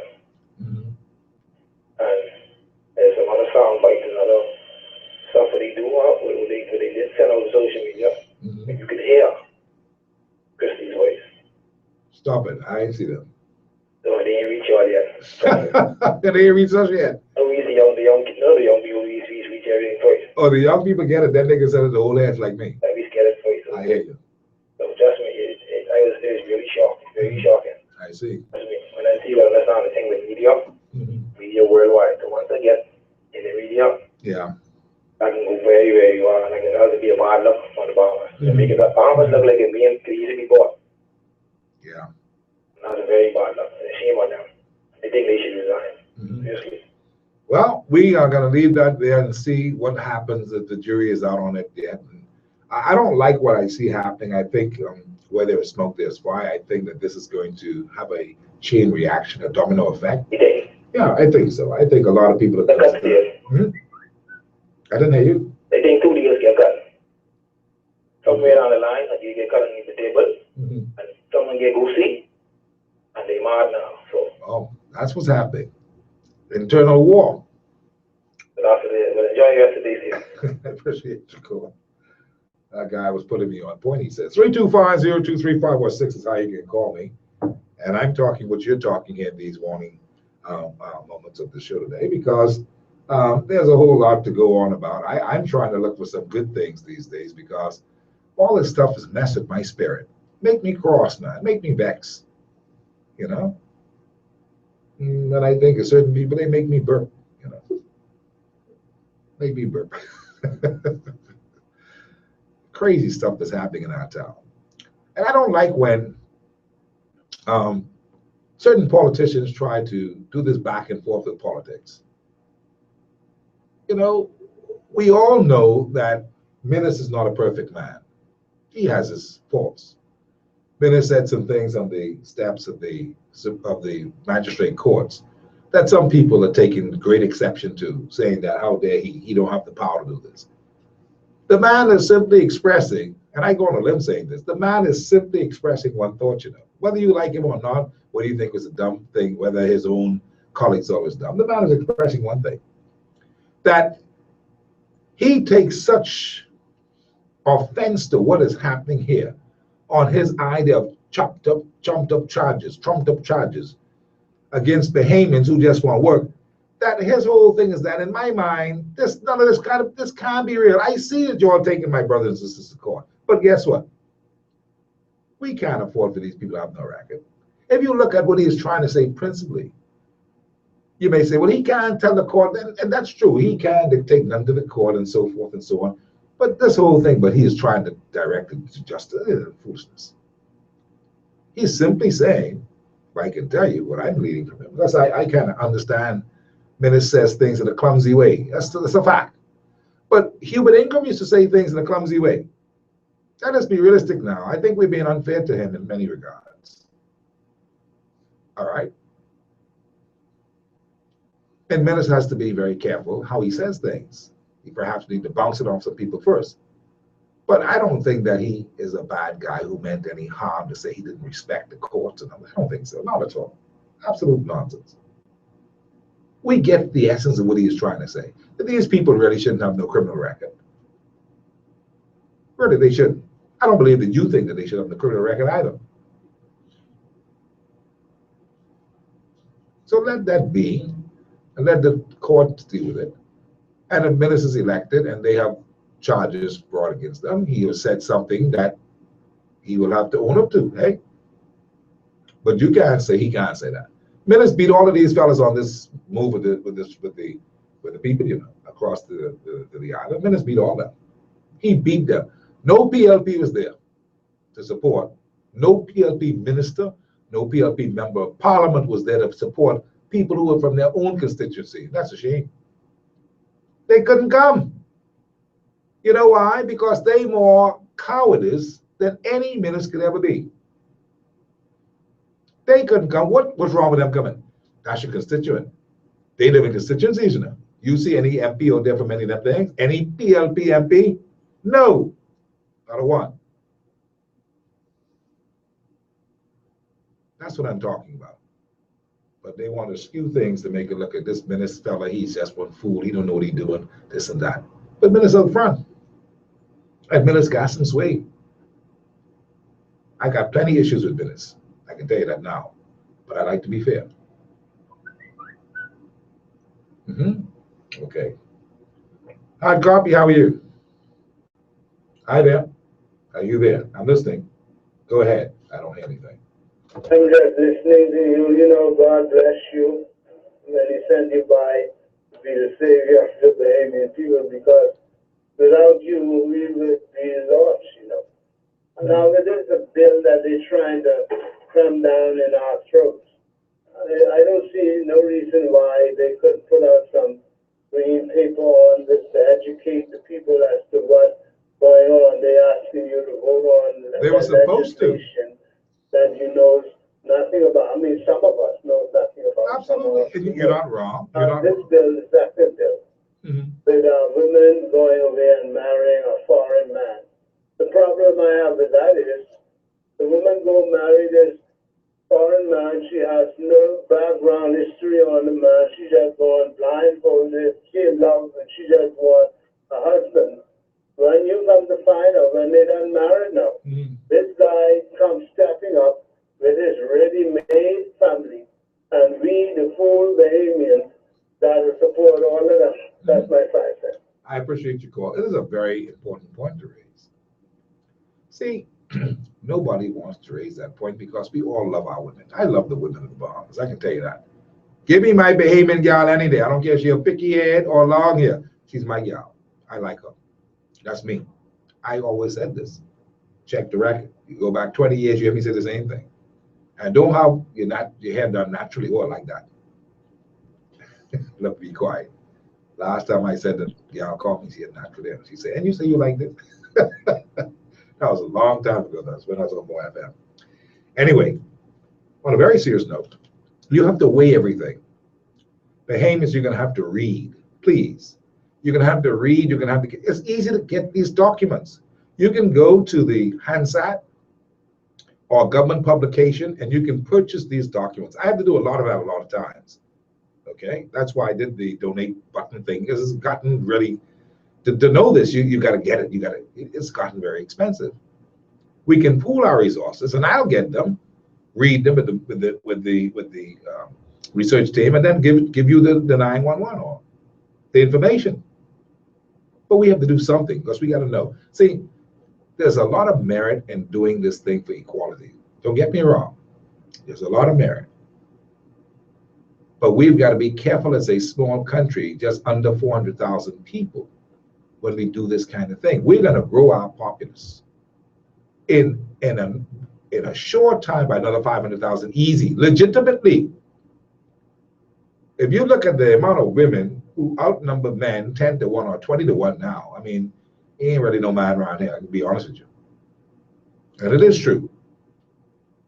There's plenty of sissy man who ain't want no woman in the Bahamas. And they tell me their numbers are big. I got a friend who's a homosexual, I believe, who writes me a lot of text messages all the time, and he keeps me up to date. And I like it. I'm happy with it because I get to know what is happening. And he's very well spoken and very articulate and he can spell, boy, he can spell good, and he can type fast. I just get like 34 text messages in less than 5 minutes. You think I'm kidding? So when I tell people last week that there's no discrimination against them, they smart people, they get along, and they've made a big contribution. I mean that. That's a part of what I was talking about. But on this particular score, a lot of people are concerned about Bill 2, but they ain't saying that. Don't mind them. They are not saying it. The women, I didn't put my feelers out. The women, and our research team can verify this, and that's about 9 people on that team. The women are very concerned about Bill number 2. It's a bill that provokes them to say, yes, we can do this because this could help me. But they are looking at some other areas. And where you think I get this from, that there are 2 sets of women? You think I get with that? I ain't that smart. I get that from the women. It's all a part of the research. Yeah, they tell you I'm the top. No, man. Be careful of that. Hard copy, how are you? Hey, good day, Mr. McKinney. Hey, sir, how you doing? Everything cool, Rachel, and I thank God for life and good to the hear show. from you. All is well. Yeah, Mr. McKinney, I agree with the people who say that the government dropped the ball and fall down with the cabbage feet protesters. And they say that Minutes and the DNA are trying to get brownie points off for it. Yeah. I say so be it if they get brownie points. Hello? I say so too, so be it, because Brandwell did something responsible, and Minutes, in my view, did something responsible, and the PLP could have done something responsible. All you're doing is showing support for the vendors who must also eat. We must not be so selfish and so political that we can't see that.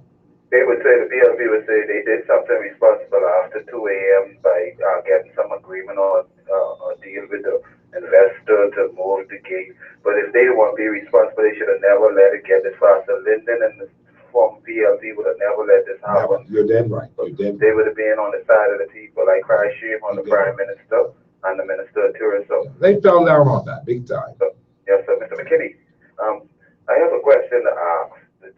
really is, without beating around the bushes, that should the deputy prime minister resign, No. the investigation No. finish? No. Is he above the law? No, he's not above the law, but then if he resigns, then that gives way to say that what they're saying is so. It should ride out. The court case will come up and it'll reveal a lot of things. No, there's no need for him to resign. Just like there's no need for Michael Pintard So to resign. serious allegations like this, do you think, I mean, some people go as far as saying make the country smell bad and even look bad? Yes, it does. It does. But it'll make the country look worse if this little storm in the teacup starts up now. It starts off as a storm in the teacup. Yes, but I'm saying you have to wait for its most logical conclusion to make any kind of recommendation of resignations. I wouldn't resign. I would defend myself. I would tell them that what I know and not defend myself. But the point is, should Brave Davis go and resign because of what some people say or what some tapes have said, can be a little premature then. But since I deal with it from the aspect that I would make the country look, even if it was the prime minister, it's the deputy prime minister. Yeah. I think the responsible thing, he might be obligated to do it, the moral thing to do. A good thing is to resign. Once your name comes into not to resign really, just step down, step aside until the investigation is finished. I see. Just to show that no one is above reproach. Yeah. No one is above the law. These, jokey allegations. No, they're not. They're very serious. Just allegations. Yeah. And people might say, we're trying to make it political. I'm a PLC. I'm trying to make nothing political. I ready to go to PLC right now in spite of whatever I feel or how I feel about the situation with them. But wrong is wrong and right is right.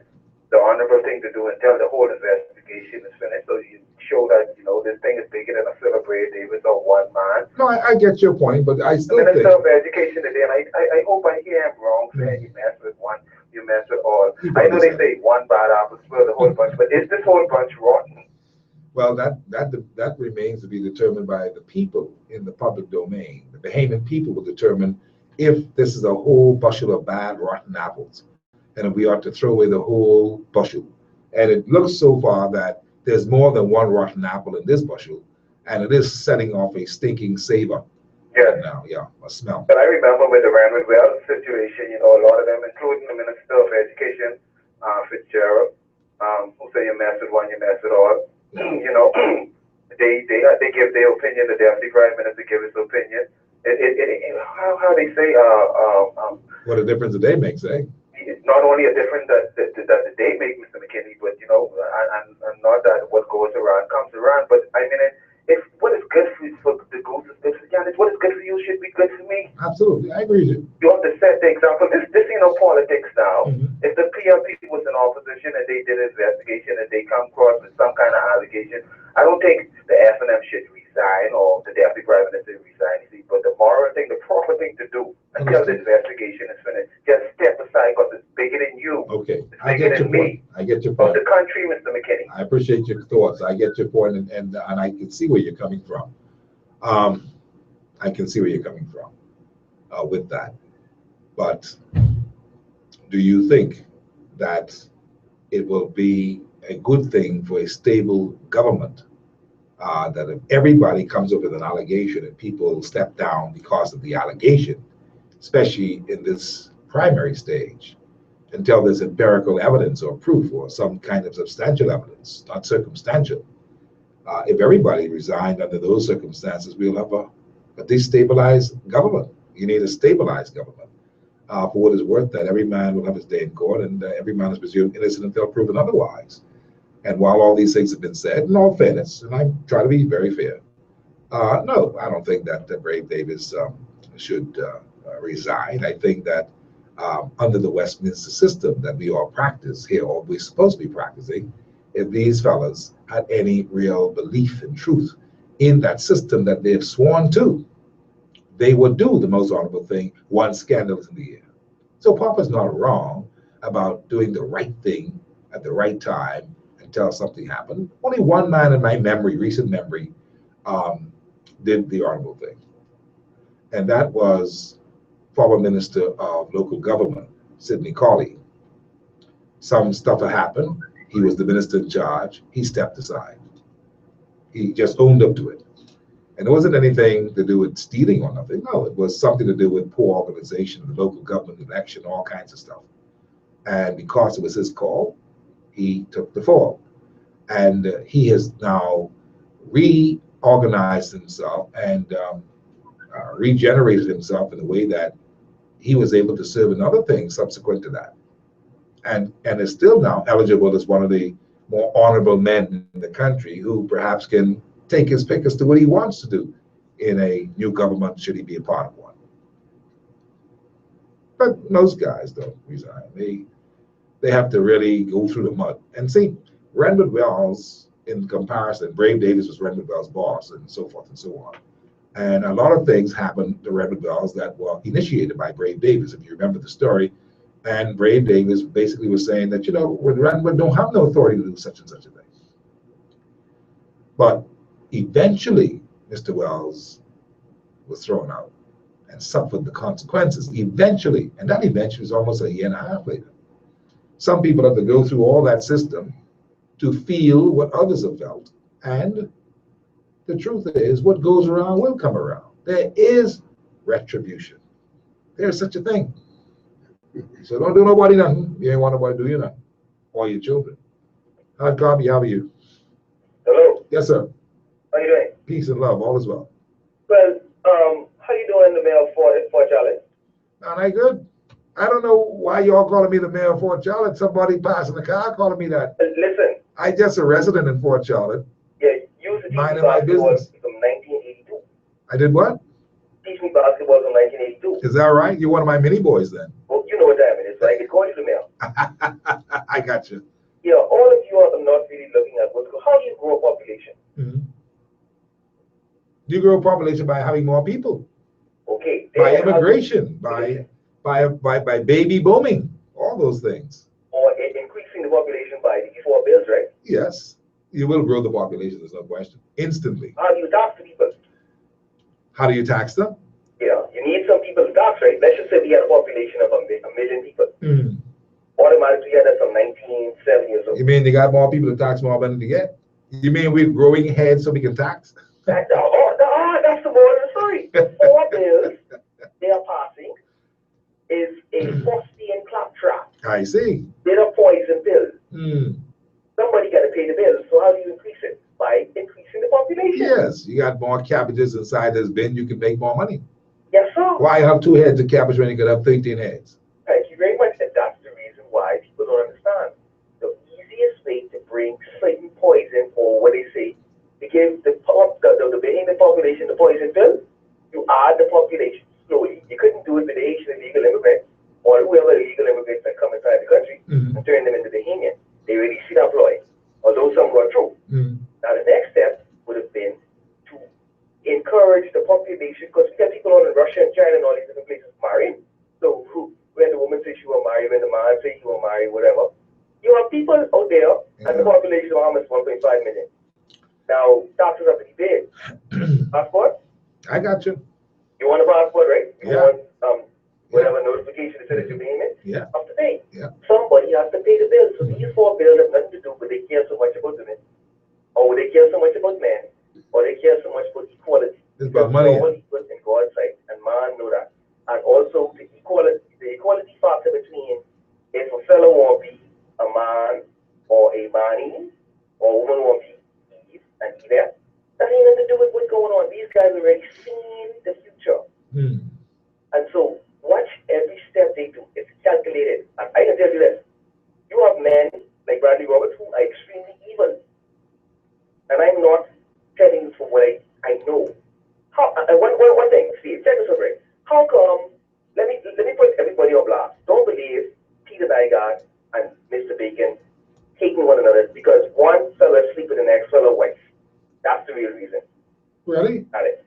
Well, I don't know. I appreciate what you're saying and what you're trying to say, but I can't accept that. Okay, don't accept it. I can't accept that. I don't know what the real reason is, but I know that they have serious feud going on. I ain't gonna lie to you, this is the real fact. They fight their dirty battles in the public domain. That's what really happened. I hear you. I appreciate it. Yeah. You say you're one of my mini boys, eh? All right then, coach. Next to the Prairie Grand.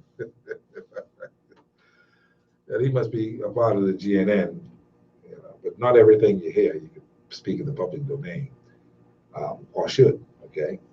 We know nothing of it. we distance ourselves from that statement because we don't know anything about that. We've never heard that. We don't know that to be a fact, and so we don't honor that as a fact. In fact, if we could have said, Mr. Speaker, I move that be stricken from the record, we would say that right now. Mr. Speaker, Mr. Producer, strike it from the record. Hard copy, how are you? Hard copy, how are you? Okay. Hard copy, how are you? Mm-hmm. On the weekend. Yes, sir, how are you? I think it's very good. I think recommend that happens every weekend. What's that? I think it's a good way for farmers to get their produce sold and to encourage backyard farming. Yes, sir. I think that would be a good thing for that. As related to this whole other issue you talked about at the beginning of your show, this happens when, again, the lender, the borrower becomes a slave to the lender. Yes. And he plays the pipe and nails the tune. That's what's happening in our country today. We keep running from the fact that there's some natural resources that can shift our country's economy and diversify it. We continuously beg investors to come in our country, literally beg them to come in our country. And so when they realize the rubber got the gun, they treat you any which way they feel like and treat them as they see fit. And it's unfortunate that we cannot have election reform so that politicians can stop having to beg and hustle funds for election from business persons and rich persons who want to see them govern. And once you win, these guys look for favors. So there's a lot of things that need to happen in our country to change this thing about the way we do business. These are bills. Secondly, I am so disappointed to hear Christian men trying to misinterpret God made us all equal. Intelligent Christian men, just like the graduates, trying to misinterpret the scripture that says all men are equal, all people are born equal. You know, all people are born equal, how come you can have no baby? Yeah, I don't know. They keep trying to twist people's minds. And I hear an intelligent attorney down one of the talk shows explaining that if an investor wants to come to the country and he finds out that there's discrimination against people, they wouldn't come. You know the problem is? We scared to be the pace setters. We scared to be on the straight and narrow. We must be on that broad road that leads to destruction. That's what we're afraid of. Why? Because we got to keep borrowing. We got to keep hustling. We got to keep begging. Copping down natural resources for our country and economic freedom, especially Bahamians. They can all be free economically. We can do away with crime. We can be the model for the rest of the world. Little small Israel down there in the Middle East is God's chosen people, whether you like it or not. You see, they're protected. We could be the little Israel here in this part of the hemisphere. It could be how it could happen. We just have the will and the courage. Yeah, I hear politicians talk about being embarrassed when they go to certain parts of the world, saying that we discriminate against women. And when I heard the bills, I mean, not discriminate against women. Well, I discriminate against the woman spouse. Because if my spouse as a foreigner can get citizenship, and your spouse as a foreigner can't get, that's discriminating against your spouse more than anything else. The transgender movement leads the way in gender equality. We preach that every day. And so sometimes I hear people in the Bible start talking about women are paid less than men for certain jobs. I don't know whether that's happening. It shouldn't be. Because certainly in the public sector, you're paid based on your salary scale. We know the rest of the public sector, I don't know why it's still happening. If that's happening, that's unfortunate. But I believe persons ought to be paid based on their skill set, their qualifications. Talk about those kind of things. But the thing that is fixing the country might be running from, and I don't get how they try to dice it or slice it. The island I believe is Adam and Eve, was Adam and Steve and Eve. And that's exactly where we headed. We are trying to say that we don't want to be left out there. We can't so educated, Steve. We don't believe God no more. We don't trust God no more. And that's something. That's wrong. We're so educated now. And we got to be a part of that crew, like I say, that's on the broad. And not on that broad road to destruction. That's what it is. Why we can't go straight now because we got to depend on the rest of the world. Talking don't do business with Bahamas. Communists. What is China? Yeah, and they doing plenty of business. What was that? We don't understand. They coming up on business. So this nonsense is trying to mix up the aim in people's minds. It's so wrong, man. And God can judge people, you know. No question. I don't believe the people. I believe people don't believe no God, no Steve. I don't believe they think there's a God. I believe they honestly believe that there's no God. It's all about education. That's the thing. They're so smart. They don't believe in the Bible. But listen, brother, I appreciate it. I want to get with you sometime, hopefully this week, so we can sit down and really trash out some things because I think the nation needs to hear more from yourself, John. But I appreciate it. Yeah, you're gonna have to get the drink now and Wednesday. Yeah, next week. Okay. Yeah. I shall make contact. All right.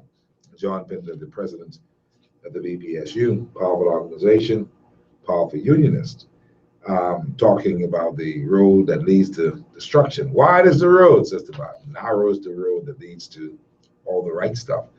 And I want to say this, that pastors, leaders of flock in this country, seem to be losing their salt.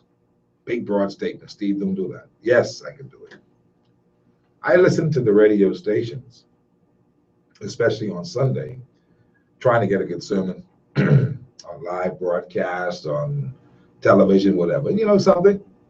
Our guys are not talking about the issues. See, one of the things of the prophets of the Old Testament, they dealt with current affairs, man. Come on. They dealt with things that were happening there to edify the people who were in a mode of rebellion all the time, looking for a leader, looking for a king. You can't distance yourself from the realities of what we're dealing with now. The Lord is depending upon preachers in the Bahamas to come clean, ask for forgiveness, and go preach the word of God. Preach the word. The people need the word. This nation is full of atheists, agnostics, and evolutionists. We know this. And more of them are coming into our fold. Why? Because we're a Christian nation. We embrace all. But they are getting a tremendous foothold in here and having a tremendous influence. You know why? Because they are in all the big areas of business and commerce, all the areas of serious influence, lawmakers, justice, all those areas. You need to understand that it's only a matter of time before you will begin thinking like them. And that's why the preachers got to hold up the armor. The preachers of this country, we got some very good ones. And people know that I love Reverend Dr. Timothy Stewart. They know that. I mean, Timothy Stewart is a giant of a man. He's short, but boy, he's powerful. Boy, he come up through some good ropes. Boy, he mad and bring him up good. He pad him, bring him good. The fella is grounded. Come from a family of preachers. I listened to Sunday Mass, and the only person I heard talk about the gender bills was Pastor Timothy Stewart. He tell them all these things happen in this country. And this is what y'all want to talk about? Go talk about the things that we need to be dealing with right now. I say, boy, Timothy, I love you. We can depend upon Timothy to get the word out. Yeah, I say that. I listen, you know. I don't ever stop working. I've always got my ears on. Always got my ears on. And I can tell you that's what the problem is. We don't have enough people speaking up anymore. And so the poor will continue to be downtrodden. You know, the good words say, he sent me to give the good news to the poor. Tell prisoners that they are prisoners no more. Tell blind people that they can see and set the downtrodden free. Go tell everyone the news, the good news. But our fellas are absent from this thing. We cutting deals. You see, the deal cutting don't just stop at the politician.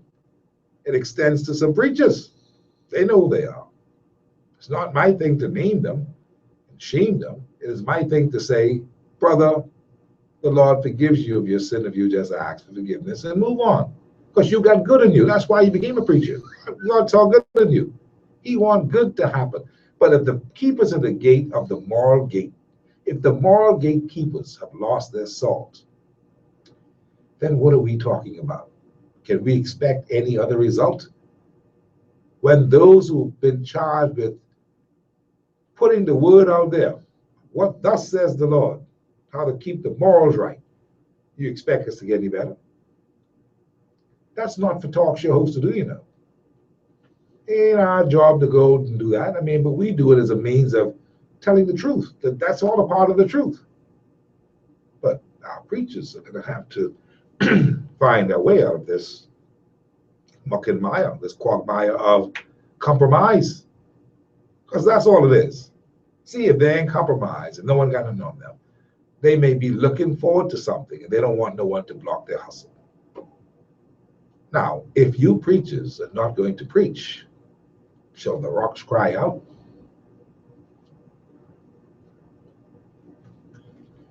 Hard copy, how are you? Hi. Hard copy, how are you? Good afternoon, Mr. McKinney. Thank you for your call. Good afternoon to you. I just have a question and a comment.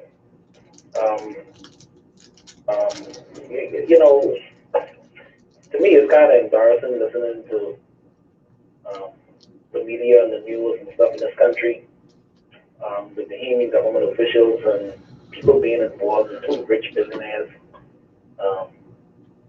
dispute. To me, that is so embarrassing. I mean, why are elected officials have to be mixed up and involved in these kind of things? I mean, what's the rich way the country is benefiting Hazards from of the job. these like billionaires? What are they doing for this country? Well, maybe they may be doing more than we know. I mean, I don't see no reason why we have to be going through all this kind of foolishness. We have our own issues to deal with in this country. We have enough issues to be dealing with. We shouldn't be going through all these things, listening to Peter Nygaard and these rich billionaires who don't like us anyway. You know what I mean? I really don't see why. But anyway, Mr. McKinney, I just have a question. I feel the same way, Smith. I think Mr. Fred Smith has put a lot of controversy in this country. He has openly embarrassed the country by traveling to the United Nations and Washington and lambasting the government. To me, it's like he's not an asset to this country. I mean, how do you feel about that, Mr. McKinney? Who, Fred Smith? Yes, I mean, what's your honest take on it? I think Fred Smith is trying his best to do a good job for the people whom he represents. I think that he wants to do good. I think he's a do-gooder. I think Fred Smith means well. I think Fred Smith is a very, very bright man who has grown up in the Bahamas and who has done a whole lot to help advance a number of things, from human rights and a number of things. But in recent times, you may question where he's coming from, because the paradigm has shifted, where there's so many people who are suspected of being anti-Bahamian that he represents. But he's always represented a lot of people. He's represented Bahamians in plenty of ways. He's representing others of other nationalities in plenty of ways. And so that makes him look anti-Bahamas. And then he's being painted that way. But I think he has a whole lot to offer. And I think that if they let Fred Mitchell in the door, and by that I mean, I think Fred wanted to run for several political parties and it didn't happen. Maybe he wanted to be in politics. Maybe his ambitions as a politician got shut down, and maybe there's some axe to grind. I don't know. But I do weigh his intelligence. He's a brilliant man. And anybody, I believe, any country would love to have a Fred Smith. Is he a Bahamian by origin? No. Fred Smith is of Haitian origin. He doesn't hide that. He is of Haitian origin. I feel like you need to go back to Haiti and take up human rights over there. I'm sure you'll find a lot of cases over there for him to lambaste the government of Haiti. And I see a lot of human rights abuse in this country of origin. I feel the same way as what Fred Mitchell said about him.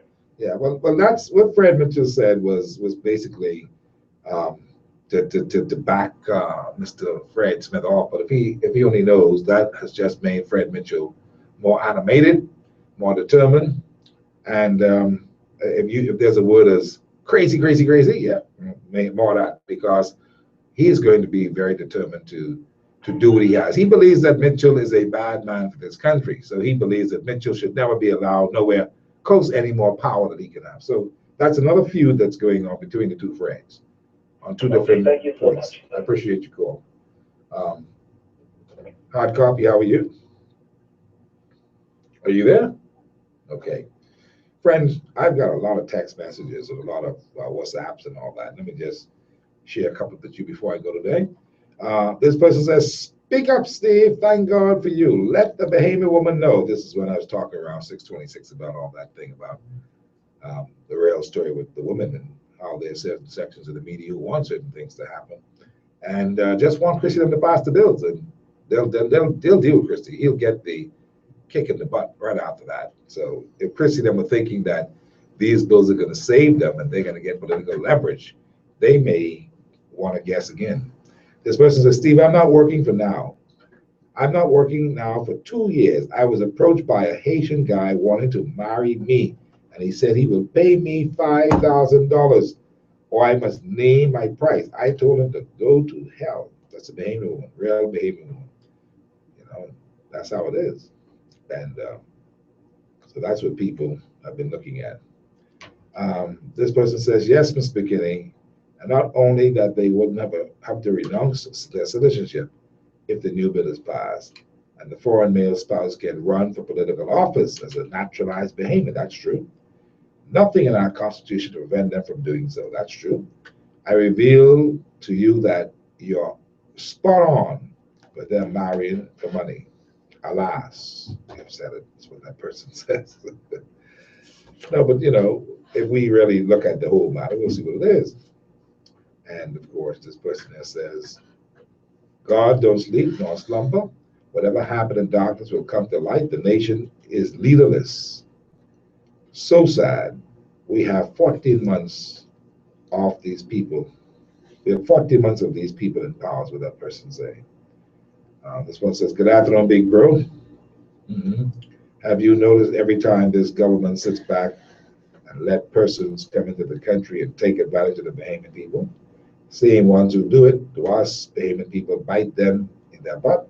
So anything I hear about them, I don't feel bad for them, and I will not stand to defend them, is what this person says. Because he says, we have done great injustice to the people.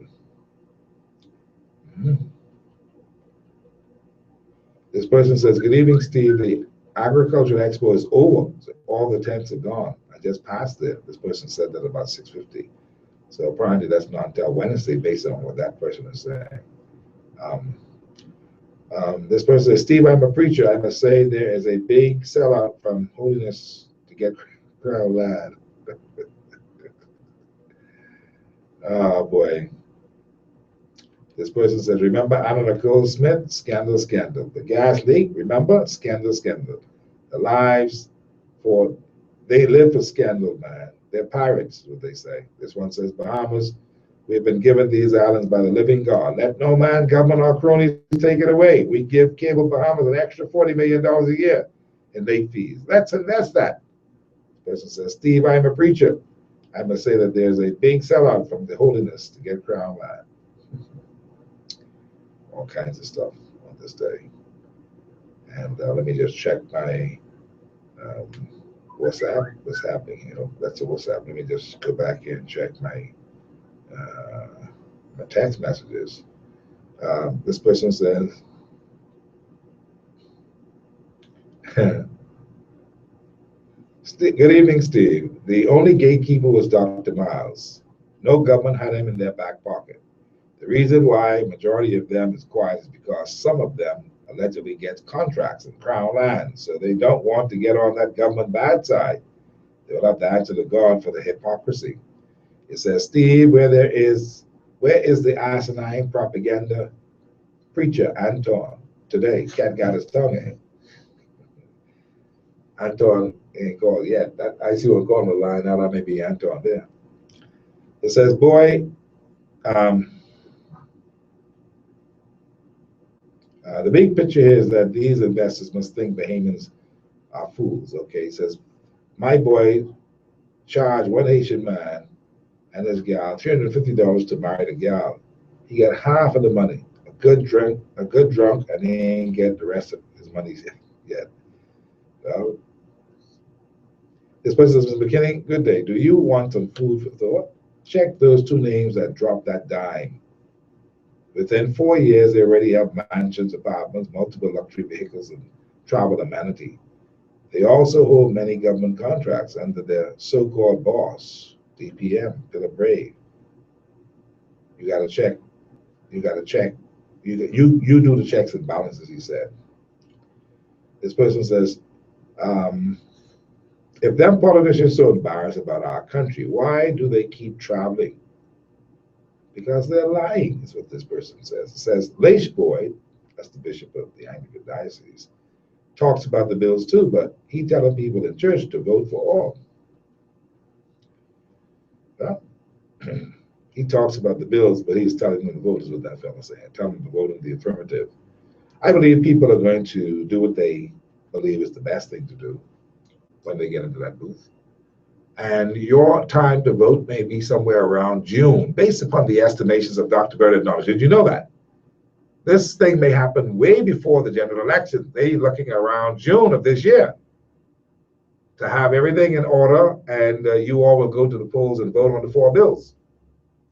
That's why you must now familiarize yourself with what these bills are. And the government must do all they can to put in context the actual questions on the ballot that people will be getting. That must now be printed now and circulated so people can understand what they mean. Because I believe the bills on the ballot will read different from what you know bill number 1 calls for, bill number 2 calls for, et cetera, et cetera. And if that happens, people can be all mixed up on that day if they vote. And then there's another thing that you've got to look at. There's great apathy in the country. By that I mean that people don't just like, they could care less, they check it. Well, Jamaica just had a big general election called early by Portia Simpson, the prime minister, because she was having some feedback that, boy, things wasn't looking good. Now, never mind that the economy started to show a little sign of improvement. She figured that's a good time to call the election. She called it. You see what happened? She got beat. Now they're still counting things. It looks as if the country split down the middle on the actual votes. And the thing about it is that the voting percentage was so low. Nobody really went out to vote. You're talking close to what? 6 to 8 million people. And you had a voter turnout of about 47%. Huh? And these people ain't checking. Man, the people say they don't make a difference to them. Say all the parties are saying. I was talking with Frank Allen on the last word last night. He says, this is what most people are believing about the Bahamas, that what's the difference of 6 half dozen and what is it? 6 1/2 dozen, that kind of thing. It's one and the same. And they believe that the Free National Movement, the PLP, are all the same kind of thing. So the people have become so disillusioned and disconnected, disenchanted and disengaged that in Jamaica that they just didn't check. Is that happening here in the Bahamas? We like to follow the Jamaicans, like, Rasta! What am I saying? Do we have the same attitude that ain't it nothing? Is we and them?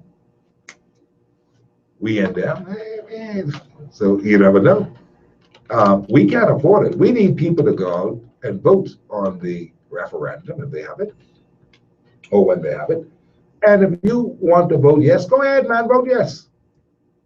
If you want to vote no, go right ahead and vote no. It depends on what you understand it to be. And every man must stand on his own bottom, okay? You got to go and look at this stuff. Don't be influenced by nobody, okay? Read it. If you understand that the government is clear what they say, then there's no need for you to play crazy. If you believe in your heart that this is the right thing, that there's no kind of all spruced up stuff, you're not suspicious of it, do what you feel like your heart tells you to do. Pray about it too. But know this, there are some realities. Once you vote, you can't change it no more. And this is a binding referendum. This is a constitutional referendum. If you vote, whatever you vote, it's binding. Christie can't change it if it say yes and he wanted to be no. He can't change it to no if you to no if you say yes. He can do nothing about it except this is what will be the thing. But know this too. This is now an amendment to the Constitution of the Bahamas. And anything that is in the Constitution, I don't care what no one say. And there's some great smart people out there. I am a dumb boy when it comes to them. I don't care what they say. I know this fundamental point. If it's in the Constitution, and the Constitution is the supreme document that supersedes anything in this country, you can't tell me but no other act. Okay, I could be wrong, but right now, until they bring more clarity, you can't tell me with no other act that will supersede any aspect, any amendment in the Constitution. I don't care who promised that they're going to challenge the marital act. Because that's what I'm hearing now. That some people promise they ain't can challenge that. Because the marital act speaks specifically that marriage is between man and woman. I want to be absolutely clear. After all, it's my constitution, eh? My children and grandchildren are going to have to live by it, eh? There's a reason why they wanted the constitution, eh? So that it can't just be changed willy-nilly. That's why they ain't wanted to be in law. A lot of these things that they're doing with these reform bills could happen in the House of Assembly. Did you know that? A lot of them in the House of Assembly. All 4 of them could happen in the House of Assembly. In fact, there's nothing right now, based on my research that's ongoing, there's nothing right now that stops people from challenging the Constitution right now on the basis of same-sex marriage. Let me say that again. There's nothing in your Constitution right now that stops the other people from challenging the Constitution on same-sex marriage right now. That's what the smart lawyers tell me. I'm reading more on it and starting to understand it. There's nothing that stops the government of the Bahamas from passing in the parliament right now an act for people to get married, same sex. Nothing. They can do it. Now, you know what's stopping them? The last bit of moral fiber, the pushback that they'll get from the Christian church and from Bahamians who ain't for that. They're scared of that. The politicians are scared of that. So they want to go behind the Constitution and hide behind that. They say the people vote for that so it could happen. Don't trust them, man. I tell you that from my heart. My spirit tells me to tell you, don't trust them. Do not trust them. They must come clean. Clean as a whistle. Tell us everything. Show us in black and white. Show us all the connecting articles that will prevent such a thing for us to be convinced. We are all doubting Thomases. We need to see the nail marks in the hand in this case. Otherwise, no dice. No dice. Anyway, I'm going to call it a day right here. We thank you for being a part of our show today. And we hope that at least we have made it a little easier for you to understand some things. And if you feel more confused, don't blame me. Blame my producer. Well, you can call me and I'll be happy to take your call post-show. And certainly send me a text, send me an email, stevebroadcasting@yahoo.com. And you can still reach us on Facebook and all that. And we'll be happy to assist and help where we are. Now, we are also looking sometime, hopefully as soon as we can, to get the people from the commission on. Some people have already told me, don't bring them on the show. I'm not like that. I will be fair. I want to be fair. That I'm looking to get them as soon as they are able to. I shall reach out to them this week and get them here, but so that they can answer the questions and I can put some questions to them, and hopefully we can understand what Myles Munroe was saying, what he advised them on, and hopefully they'll tell us what he advised them on, and if they actually did it just exactly as he did, or if they made little certain amendments. It's very important, the Myles Munroe conversation and advice that he gave to the Christie administration, because he did give them advice. And I know he did insist that man and woman should be mentioned. I think they did mention man and woman, but in the context, I want to make sure it's the same context that Myles Munroe advised, because they're quoting him that they've done exactly what Myles Munroe said. And maybe they're right. I don't know the final draft that he did, but I don't know what he said to us when he was thinking about doing it. And that soundbite I have for you that I plan to save and use at that particular time. All right? Now, let's go home a little bit, because we don't know how we and them going to work this out. And I'm deliberately playing this sound today because it's loaded. It's loaded with everything that we talked about. The foreign elements, the influence of the Bahamas by those from down in Jamaica, the whole idea of the fact that we are getting ready to vote, and we don't want to see the same apathy that they have in Jamaica in the voting. We need people to go and register to vote. That's how you change things. You must get up off this thing that you just ain't checking no more. Don't get into that rut. That rut is not good for the Bahamas. Those of you able-minded and able-bodied individuals who know that this can't be it, what we're doing now, we have to make a difference. We got to make some adjustments. You got to get out there, get your passport, go and register to vote. Don't let them harass you and tell you no foolishness. Go get your stuff, go register to vote. And I believe you should vote as early as, you should register as early as possible, because I got a feeling that Christie them might and could pull a Portia Simpson. Portia Simpson, of course, the Prime Minister of Jamaica, who went early. Her elections were not due until around October, November this year. She went early. She called it early because she saw a little glimmer of hope in the economy bouncing back and turning around. And she thought that that was the answer. What do you see? Are they reporting to us on time? What is our status now with Standard & Poor's? Are we okay? Did we have that big information, that big conversation with Michael Akitas? Should he not have come to report to the people about his meeting in New York? Yeah, but every passing day, we wait. What a country. What a country. Our show today has been brought to you by the people who make it happen all the time.